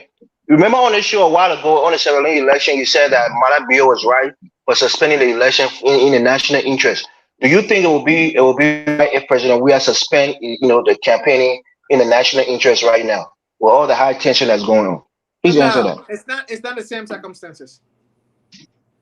It's not the same circumstances. Even though we have, few lives lost, but it's not the same circumstances. The Sierra Leone circumstances were even more brutal than this. So no, to answer your question. So we should wait until we get there before he suspended. No, He shouldn't be we will not proactive. get there. That's why I was speaking to right now before you came in. The Okay, go ahead. circumstances, if anybody want to think as though if the election will not be protected by the military, according to the chief of staff, and I'm quoting it and I trust him and I respect him, he's well trained, and the Liberian AFL today is one of the best that we have, right? They are well trained. However, they are not enough, but the way in which they are structured themselves, every county now have a cell of men and women that are prepared to back up the police in case of circumstances. Those guys are already dispatched ready for election. In every county, according to him, I'm quoting him because during the press conference, those questions were asked repeatedly. However, the way I did not agree with, and I felt as though it was not enough done, it was each political party of the 20 different candidates in the race, each political party has 4 police officers, which of course I just think that that's nothing, right? But there's those military on the standby in every county across the length and breadth of Liberia to back up the police in case of circumstances that may overwhelm the police. That's what he said. However, though, each political party now have to, educate their voters, talk to their voters, calm this tension down. It's not worth it for people to lose their life. And some of the things that are being said, part of the reason why United Party folks are being blamed is because of the kind of rhetoric that when the election is held today, it's just that Numa Bwaka is not declared the winner. That's not what they said. That's not what they said. Mr. Kamal, get a chance. Mr. Kamal, please don't do this. No, but you can't give misinformation like that. That being put there, the thing all in newspaper, he said those things. Don't blame me for it. I mean, I didn't force these people to speak. They are sensible enough. You claim that you have the numbers. Politically and statistically, you guys have not proven that since 2017. Without the collaborative political parties, the United Party by herself have yet to win an election. It has not been proven that you have the numbers. JB won one county. And outside of the collaborative political party, you have failed to win an election on your own. Statistically, politically, the records are there. Don't blame me for it. Since 2017. So to claim today that you're gonna win one round victory when you didn't have money back in Lopakande putting crowd, you didn't have CDC investing in Lopakande in 2017 like they are doing today. How can you win one round victory?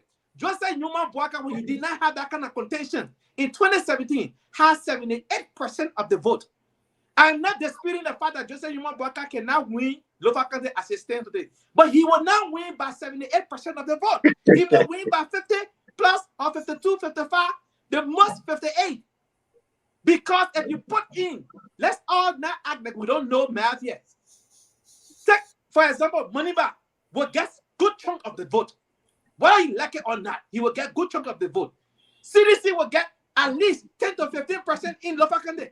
All of these numbers. How much ANC will get now? Get our ANC. Of Joseph Numa Bwaka. Right? Let's be balancing his analysis. Also get another pocket there. Don't get me wrong. CPP will get some votes there. CPP will get some votes. Don't overlook that. You'll be surprised. No, Anthony. More than 10,000. Anthony, let me draw our attention. Let me draw our attention to this. In the last 30 seconds, when you come here and talk that if Joseph Bwaka does not win, then the election is rigged. Yeah. That phrase, Joseph Numa Bwaka will not go hurt anybody out there by himself. But his supporters, we saw when Barack Obama became president in this country. Donald Trump brought a better issue about Barack Obama. In 2009, we saw Gavi give up. Shot by Donald Trump's supporter who believed the same thing that Donald Trump said, that Obama was not real citizen of America. Today, that woman's life has changed. She's not going to see. John McCain's moment was one of the best moments in this country. When the woman called Obama a Muslim, He grabbed the microphone and said, no, ma'am, no, ma'am. Obama is a decent American citizen. We just happen to have differences in policy and different political view. Look, calm your people down. Stop pretending that you're going to win outright. No party today will win. Anthony, pass the mic, my man, please. Asking different questions. Different. Real quick. Yeah, Mr. Go ahead, Ria. Yeah, let me make my point. Yeah, let me make my point. Look, I think all of us on this platform and a lot of the Liberian people are seeing a glaring need, and I think we need to call on our legislators when they come back in section after these elections. It's very vivid and it's very apparent that we need more policing. We need more people in our national security, sector. Our national legislature have to make the money, to appropriate the funds to hire more police officers, to train more police officers, to even have, how you call it, people like the National Guard or something, akin to that for our country, or else we're going to quickly descend into chaos in times like election times and other, consequential times in our country. So I'm calling on our national, our national legislators after these elections to really see the need to beef up significantly the budget of our national security apparatus, including the national police and other, security sectors in our country. They need to take some of that money away from some of these useless ministries and offices and reallocate it to the national police. It's a desperate need for national security. I think we all can see this. And lastly, we know Joseph Boyka, this is his last stand. This is his style, his Leningrad. If he doesn't win this, everything else is lost. He has to stand up, and if he doesn't win it, then his political career is finished. So he has nothing to lose. He's not going to come to America to retire. He's not looking for anything. I think his children, for the most part, have access to this country, their citizens. So Joseph Boyka has nothing to lose. So Liberian people should not be carried away by political, emotions and plunge our country into any kind of chaos for Joseph Boyka, because he has nothing to lose. His future is set. His children's future is set.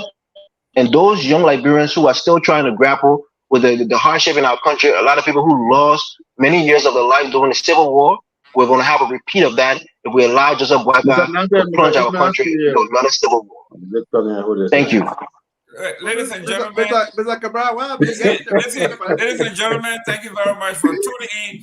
We want to show you now that what the folks were saying in Monrovia had very little to do. It was pure propaganda. And I'm glad that the security forces in Foyah have been helped. This is a photograph taken by a prominent businessman in Lofa. I sent this to Mr. But you can't put it on the screen. We can see you. Ismail, I sent it to you. I wanted you to put it. I don't know if you have that, but you can see the gentleman in the green there. Now look at the green there. Yeah, when you see in his hand, he has one of those funny-looking single-barrel pistol from Guinea or something there that they keep arresting these people for, and you can see it. So the folks, like we say, everybody is responsible for the peace in our country. This is a prominent businessman in Foyah that were able to share some of his video with the national security, and the folk wanted us to let the public know by tomorrow. The Joint Security is going to have a major news conference. The entire Joint Security headed by the Justice Minister, they are going to have a major news conference tomorrow for the international audience. So we are looking forward to that. Everybody here should tune in tomorrow to see. They will still not do anything after that. They will just talk, not do nothing. No, well, listen, this is the mindset that some of you got, that nothing going to come out of there. We can do whatever we want. That's not fair, Mr. Kamara. They're not just talking. Okay, people lie. Nothing. Okay, if you think they're not going to do anything, so you can do whatever you want, that is on you. But ladies and gentlemen, we have a few minutes. If you can make a call, you can call in. We will take calls. In the meantime, we're going to be posting some of the comments here. We're going 20 minutes past our time here. So let's give ourselves another 10 minutes. Yeah, we started late. Yeah, let's call. Ladies and gentlemen, the telephone number is scrolling there, 772-940-2871. You can call directly. Mr. Eastman, can you post some of the comments, please? Or do you want me to do it? Yes, let me try to do. There is a good comment here by Mr. Wallow. I'm going to see if I can post that. Let's see.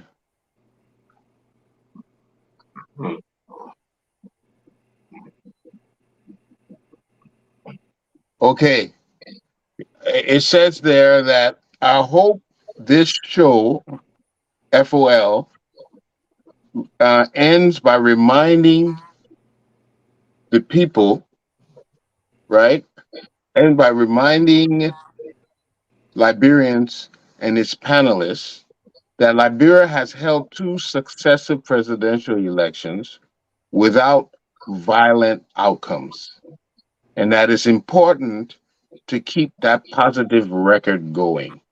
Yep. I think we all can agree there that no matter what, all these things that are happening. I got a 3. Yep. Go ahead, Mr. Eastman.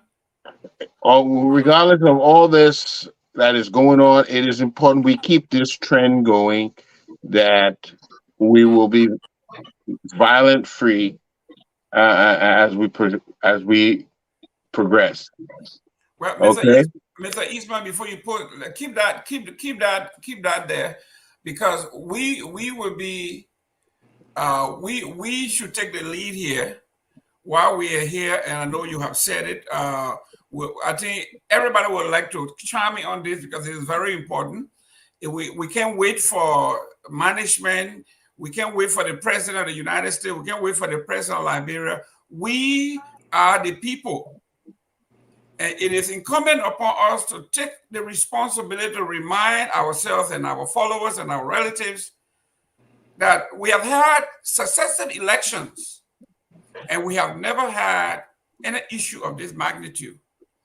We have also had election where the incumbent in 2020 lost 5 of the 8 seats, including the senatorial position in Montserrat with Dara Dillon, and we didn't go to war. But this thing about if we win, it's fair. If we lose, it's not fair. It's a terrible way to go. Let me start with Mr. Nambe. Mr. Nambe, please chime in on what Mr. Wallow is saying, because it's very important. To me, of all the comments, this one is very, very, very, very crucial. Well, I mean, Mr. Gilman, thank Mr. Wallow. I've read some of the comments he's been writing in the chat. I have to agree with him on this one, even though I think some of his comments are ill-informed. Obviously, he is a UP diehard. I get it. But I have to agree with him on this one. I think this cannot be overemphasized. We all know that the government security forces are stretched thin. We have to do our part not to make a bad situation worse. We have to temper our utterances. We can't overemphasize that. Violence does not belong in the political space.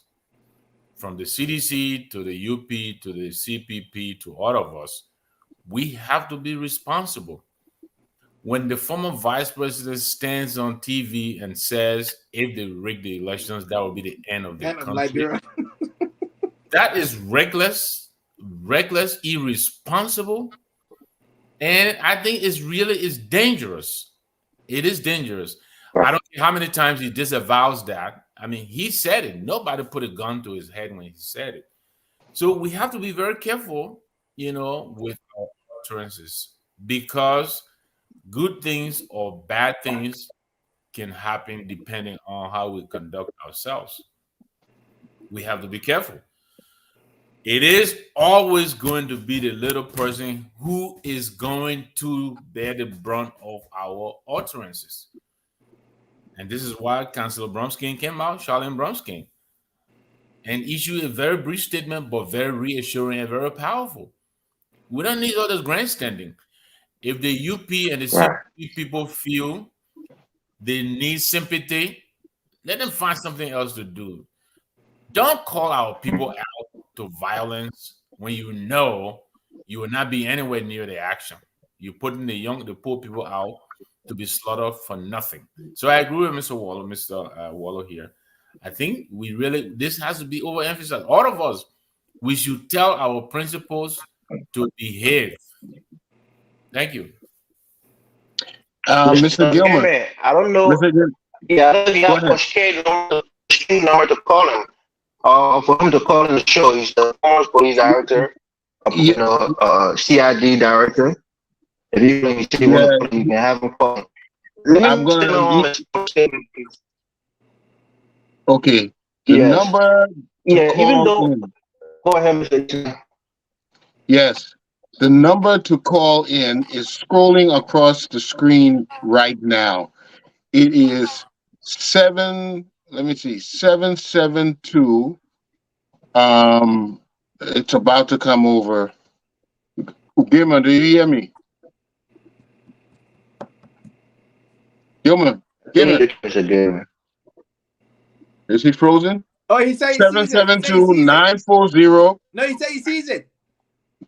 2871 Okay, before you close, let me one second quickly before you come on the call. 791.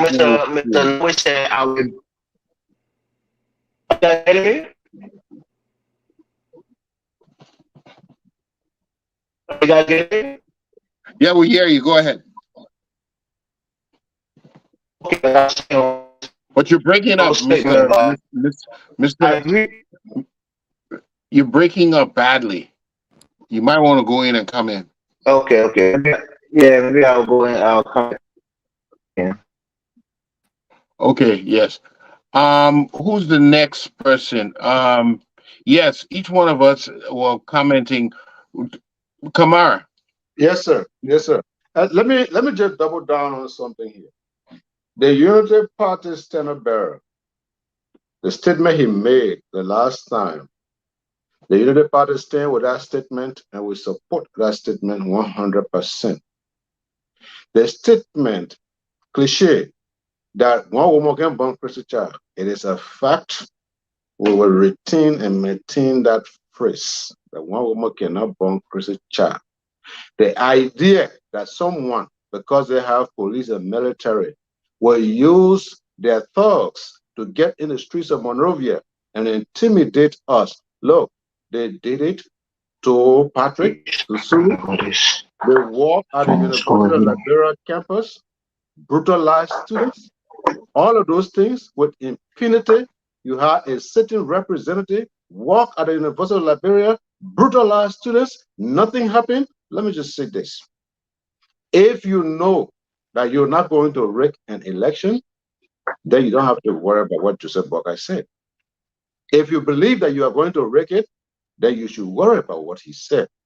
As far as we know, if you give us peace in these elections, we will give you peace in these elections. We're not in these elections to lose. We are in it to win. If you come at us as brethren, we will go back at you as brethren. You come at us with violence, we'll give you a taste of your medicine, and we will be that way until after October 10th. Are you guys getting me? Okay, Gary, because you keep interrupting. Hold on, guys. Hello.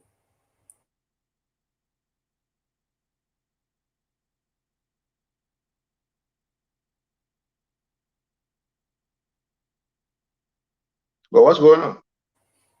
We have Mr. King on the line. He wants to chime in. Mr. King, welcome. It looks like your first time on the show. Welcome to On Point.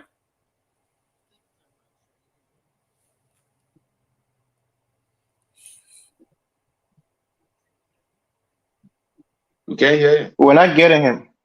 Okay, hold on 1 minute. Put on speaker. Are you there?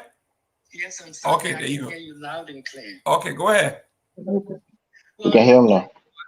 I'm only concerning myself with the role of law enforcement because that is my particular professional background. Many years ago, I used to write comments and suggest that each of the political parties train their security personnel and have them identified visibly and have them assigned together with other law enforcement officers So each party member or representative can be identified to make sure that that person who may be causing a disturbance is not part of their particular organization.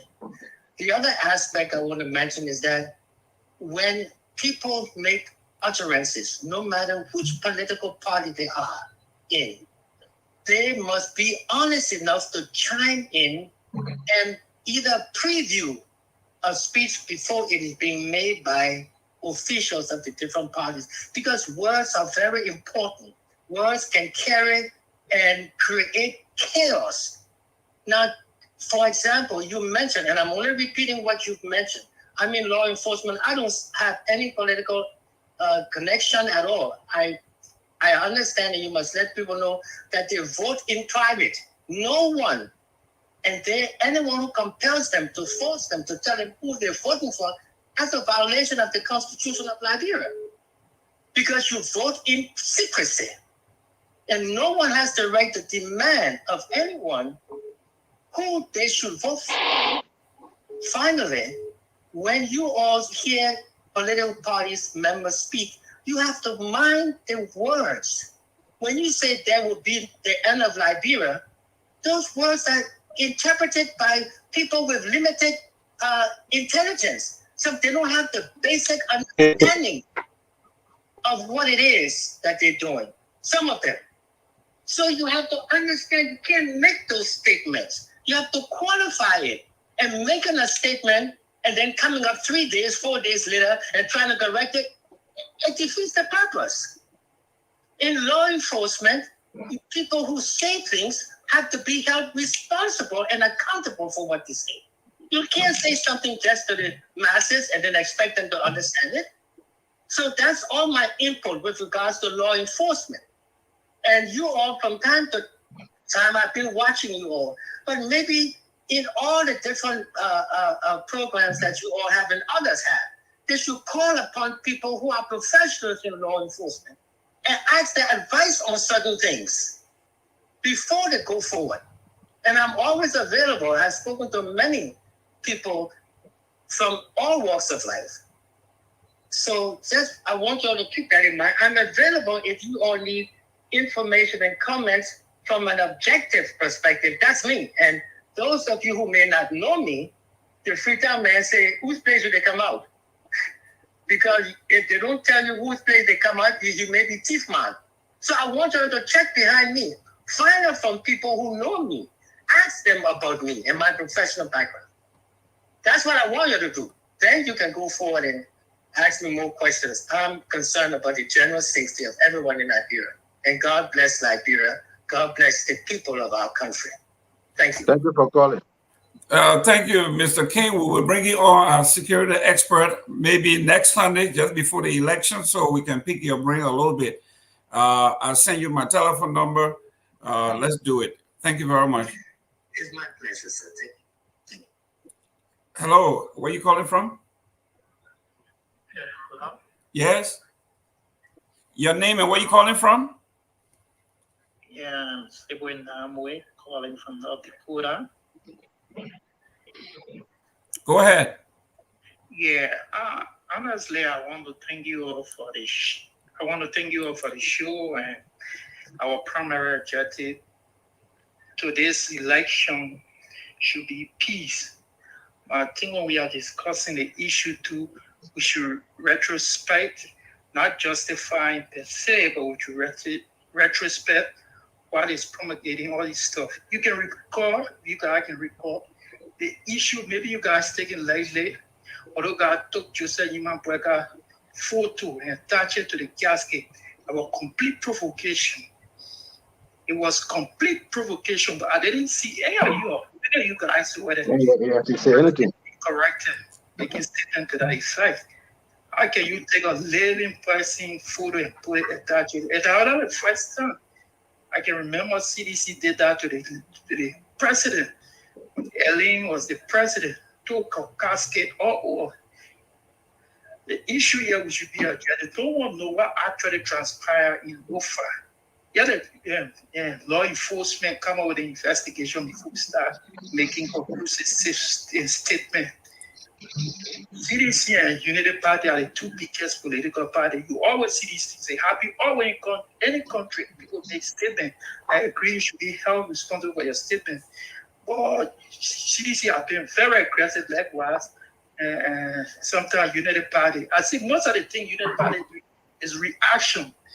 And of course, you cannot justify, but I think United Party is real. But United Party, in most instances, are being provoked. Thank you for the time given.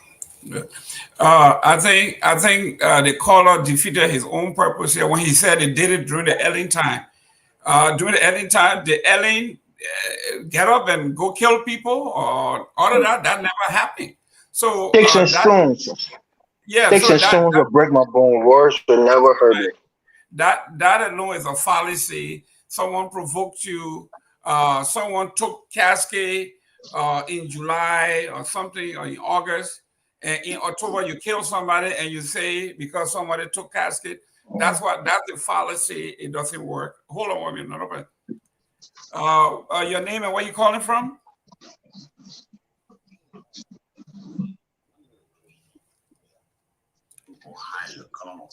Yeah. Could you repeat your name, please? Christian, where? Go ahead. Yeah, I got a question for that guy in the blue shirt. Now, I'm preaching law about violence in the country. I got a question for him, but right now he's not there. I'm here. Yeah, but ask the question. We can answer it too. All right. The question I want to ask him is what he just said about violence in the country. What he said about the George Weah and Boagai. Well, so my question to him is, he preaching violence from Boakai, group, instead of calling Boakai to calm down, to talk to his people, instead of violence in Foyah. Why you can't do that? Look at my back, Mr. Gamer. I think watching the show at the same time.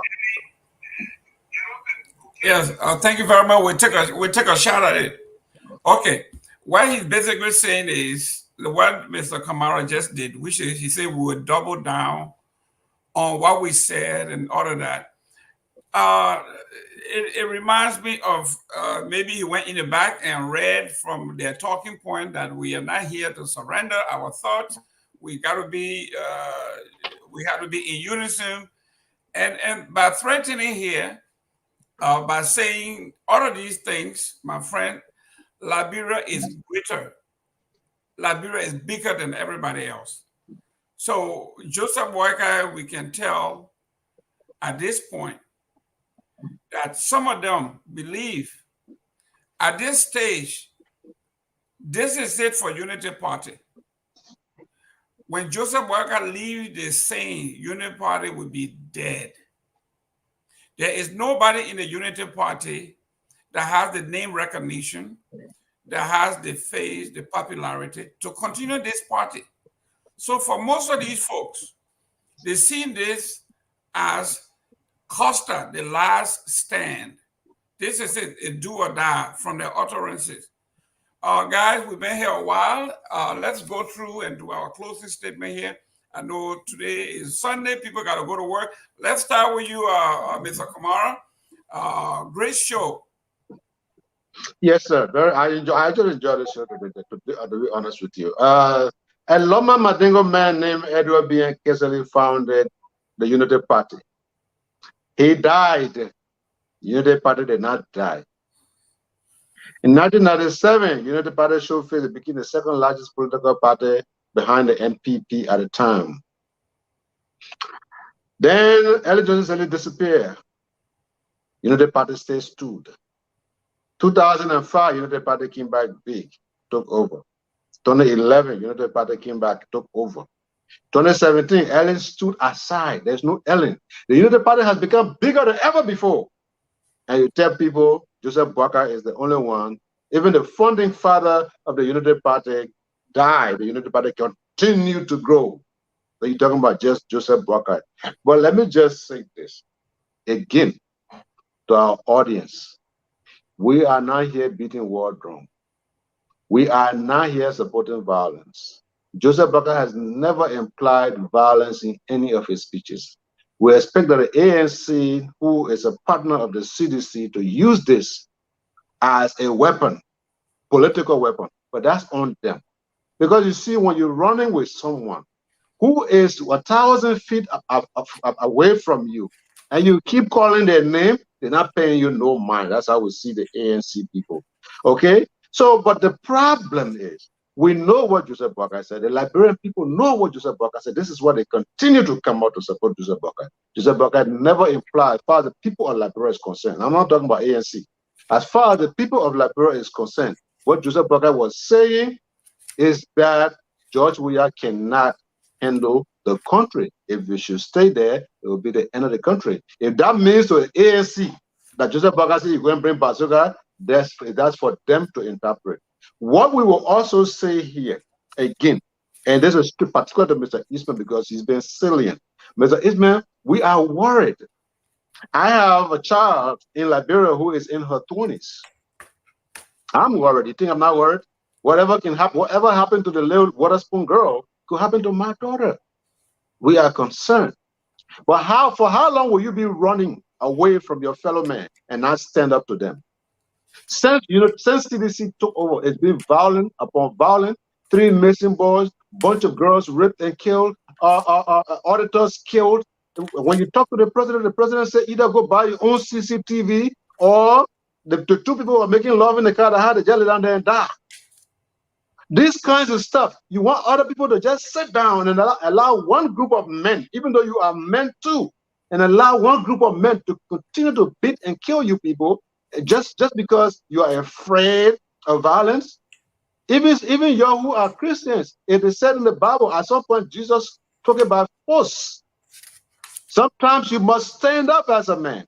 However, we call on every party involved to quiet down any rhetoric that may be inflammable, to quiet down any act of violence, because Liberia is at stake. Again, Joseph Boakai has not called for the demolition of Liberia. Joseph Boakai has not called for any violence. But what we are saying this time around is we turn the other cheek too much. This time around, we're not talking about the small people like ANC or the Gwanglos. The CDC, we are ready for the CDC. Thank you. Mr. Nangwe?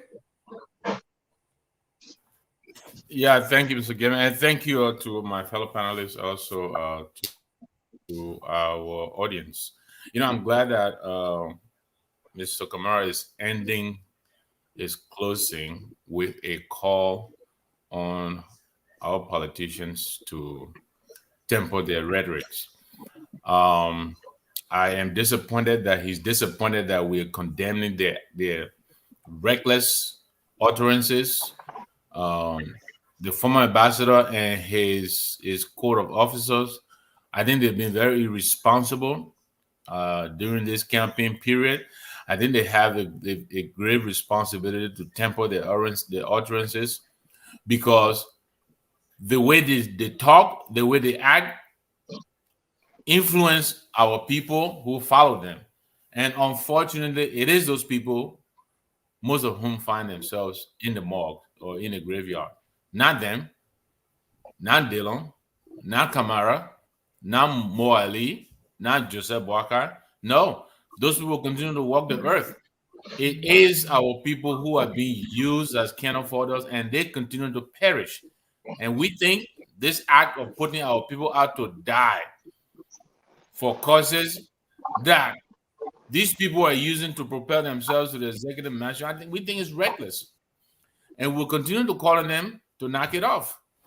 But we are coming back to the CPP launch in Monrovia today. We're very happy with our performance today. We continue to encourage our people to go out in the communities and canvass the communities, get our people ready to come out on October 10th. We'll be happy to facilitate people getting to the polls to vote on October 10th. We know that we are being, overlooked, but we will shock the world on October 10th. We will shock the world. We're gonna be in the runoff. The numbers are telling us, and we all know the numbers don't lie. So we're very happy to continue to talk to our people and reassure them. We'll continue to work the ground. Let the UP and the CDC go out there and grandstand. We just want them to please stop putting our people out to be slaughtered. That is unfair. That is reckless. That is irresponsible. Thank you. Mr. Morris. Thank you. You guys getting me?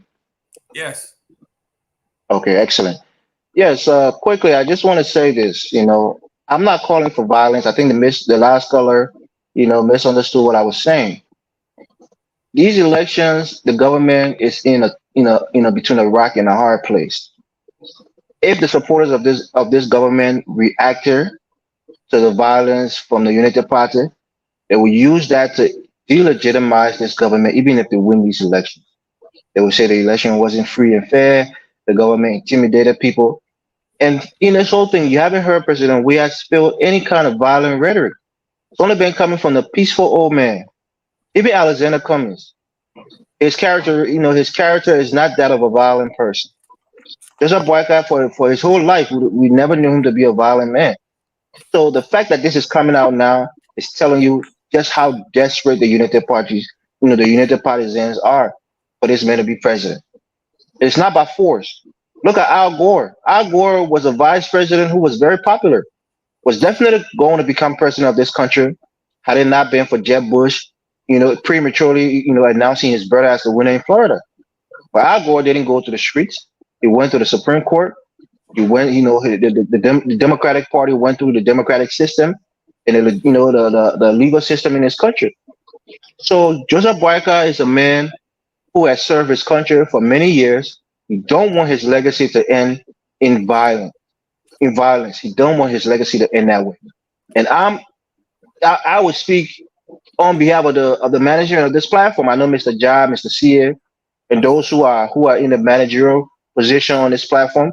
They don't condone violence. They want a peaceful elections. So, Mr. Waller, to speak to you, I know that this platform, we all want to see a peaceful elections. If I'm saying that I see elections coming in the country, violence coming after these elections, it's because of the violence that we're seeing now. And after elections is the result come out, it's even going to be higher. The tension is going to be even higher. Blood are going to be boiling to a higher temperature. So there's definitely going to be violence. And it's on the government's shoulders. It's on this government that I support shoulders to make sure that they put people in the street to protect the citizens, to protect the properties of people after these elections. If the international community can help with that, that would be fantastic. But I don't think it's going to happen within, the few days that we have to elections.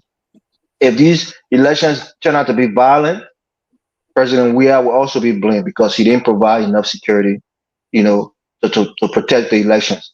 And that's why I was calling on the legislature when it comes into session, the new section, they should make laws and they should appropriate funds for the police, for other security forces that will keep the peace in our country, especially during times of elections and in high tension moments in our country. But overall, I think Mr. Kessler is way off point from his utterances and his statements that he's making on Facebook. I know some of you know him personally. I hope you can call him and maybe he can clarify or come on the platform to clarify his statements. But it's deeply disappointing and troubling for a man of his stature to make such a statement. Thank you for having me on the show today, even though I've been having a problem with my phone been overheating and kicking me out. But great show. And I think the CPP had a disappointing showing in my view, but I think their base is going to show up for them in these elections. And if they can win some places in the Southeast and be very competitive in Monrovia and Bond County and Grand Bassa, they will have a shot, at least at finishing second or possibly a close third. But thank you for having me. I'll leave it there, Mr. Gill. Great. Before I go to Mr. Eastman, I want to send a shout out, recognition of Musa Sharif. He said he's watching from Zaza City. He's in the hotbed. That's good. Sam Waller, we want to thank you. Honorable Charles King, thank you very much. We have all of our old-time friends and new folks. Kula Johnson, thank you. I think it's my first time seeing you on here. Thank you for tuning in. Mr. Dave Jai, obviously, always tune in with some salient points. Mesco Wegbe. Thank you. Sam Makolo, Makolo. And then Mr. Samuel Gaika Hollywood. Hopefully these are the regular folks in the name. Bartolomeo Innocent Proposer Vapor. Thank you for tuning in. And those who care so much for this platform, the issue we are discussing. Mr. Eastman, in your closing, we've seen a lot of communications from the State Department, from through the embassy. One says they commend the U.S. embassy, they commend President Weah for his commitment to peace and communicating his commitment to the international community about free and fair election, allowing the peacekeepers to be embedded, observers to be embedded with all of the campaign to be there. On the other hand, another very popular young man who is a member of the press union, his name is Julius J. He's from OKFM. He said that his life has been threatened by Unity Party overly because he has been critical of President, the candidate, Joseph Weah, leaving the country constantly. He did an analysis. And in fact, from what I understand, yesterday his son got killed. That was not him. What? I know.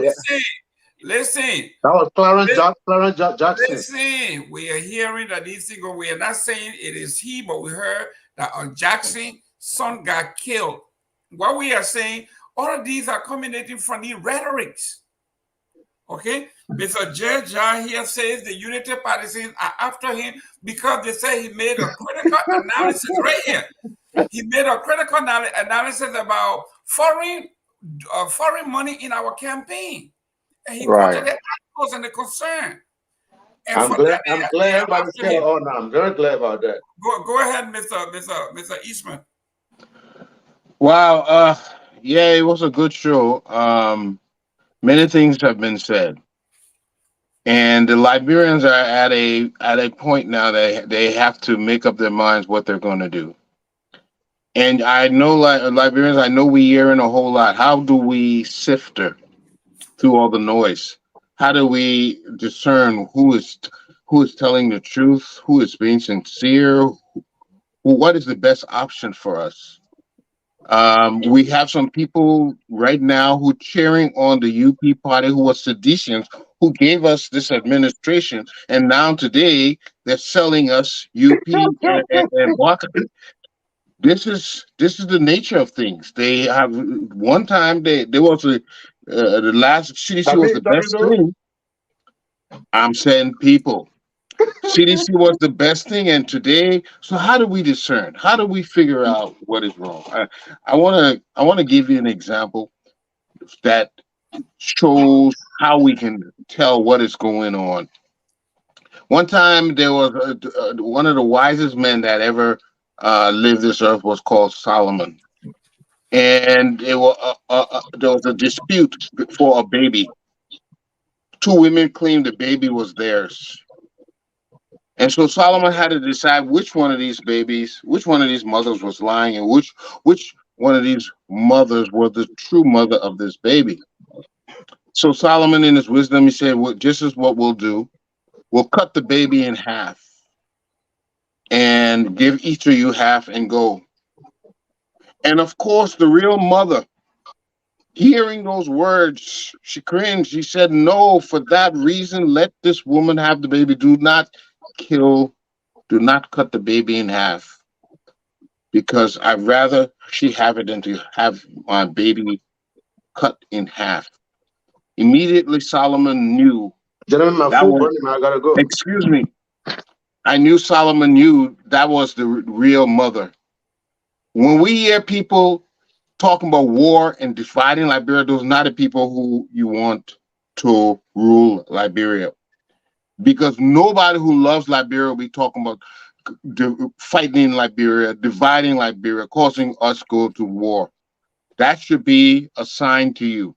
That should be the warning to you that they're not sincere. They want power, but they're not sincere to Liberia. So that is your caution. Anyone who will go to the point of destroying Liberia for whatever reason is not the true patriot. They're not the people you should follow. And that's all I leave you with. Thank you. Well said, Mr. Easton. Thank you very much for tuning in. Also from the U.S. Embassy and the EU, they are mandating and urging that the administration and joint security do an immediate, unbiased, transparent investigation, not for after the election. We want it effectively, immediately. And from what we understand, according to the release here from the embassy, the joint security have dispatched the people on the ground. They have things under control. The investigation is going on. But what concerns me is people like Aliu Kamara and those people who are now trying to even undermine the investigation before it even begins. When they said the government is biased, the police is CDC police, and all of these things, this is what we are talking about when the ambassador talked about people deliberately trying to undermine our institutions. How can you say the game have not started, but I can tell the referee is going to cheat me. I'm going to lose this game because the referee doesn't like me. The US, the EU, the entire world said they are going to Foyah to make sure that the investigation is transparent. And those who are the perpetrator be brought to book immediately. And before the investigation can begin, you are saying the folks that want to do the investigation, they are member of the CDC government. There's a CDC. Obviously, the CDC run the state. The police belongs to the people. There is no CDC or Unity Party police. It's the police of the state. So we are asking all Liberians to be calm, be objective, and let us accept the results as they come from the independent investigation that is going to Foyah. And let us go from there, and no bull jiving and grandstanding that we cannot accept the result because we knew that's what it was going to be, their police and all of that stuff. It's not so. Ladies and gentlemen, thank you very much for tuning in. Next Sunday, if it's 4 o'clock, it's on point. We look forward to seeing you. As always, whether you are opposition or in position, we are all Liberians. And the security of the state depends on us, not on the police, because there's not enough police officers to cover the entire, even these United States. We do not have enough police one-on-one. We got 350 million people. We don't have 350 million security for each person. But when I see something, when you get to the airport, they say, when you see something, hear something, say something. And that's the mindset we need to take. We have to be our brother's keeper. We say we are all Liberians. We take it. On a light. We are Liberians.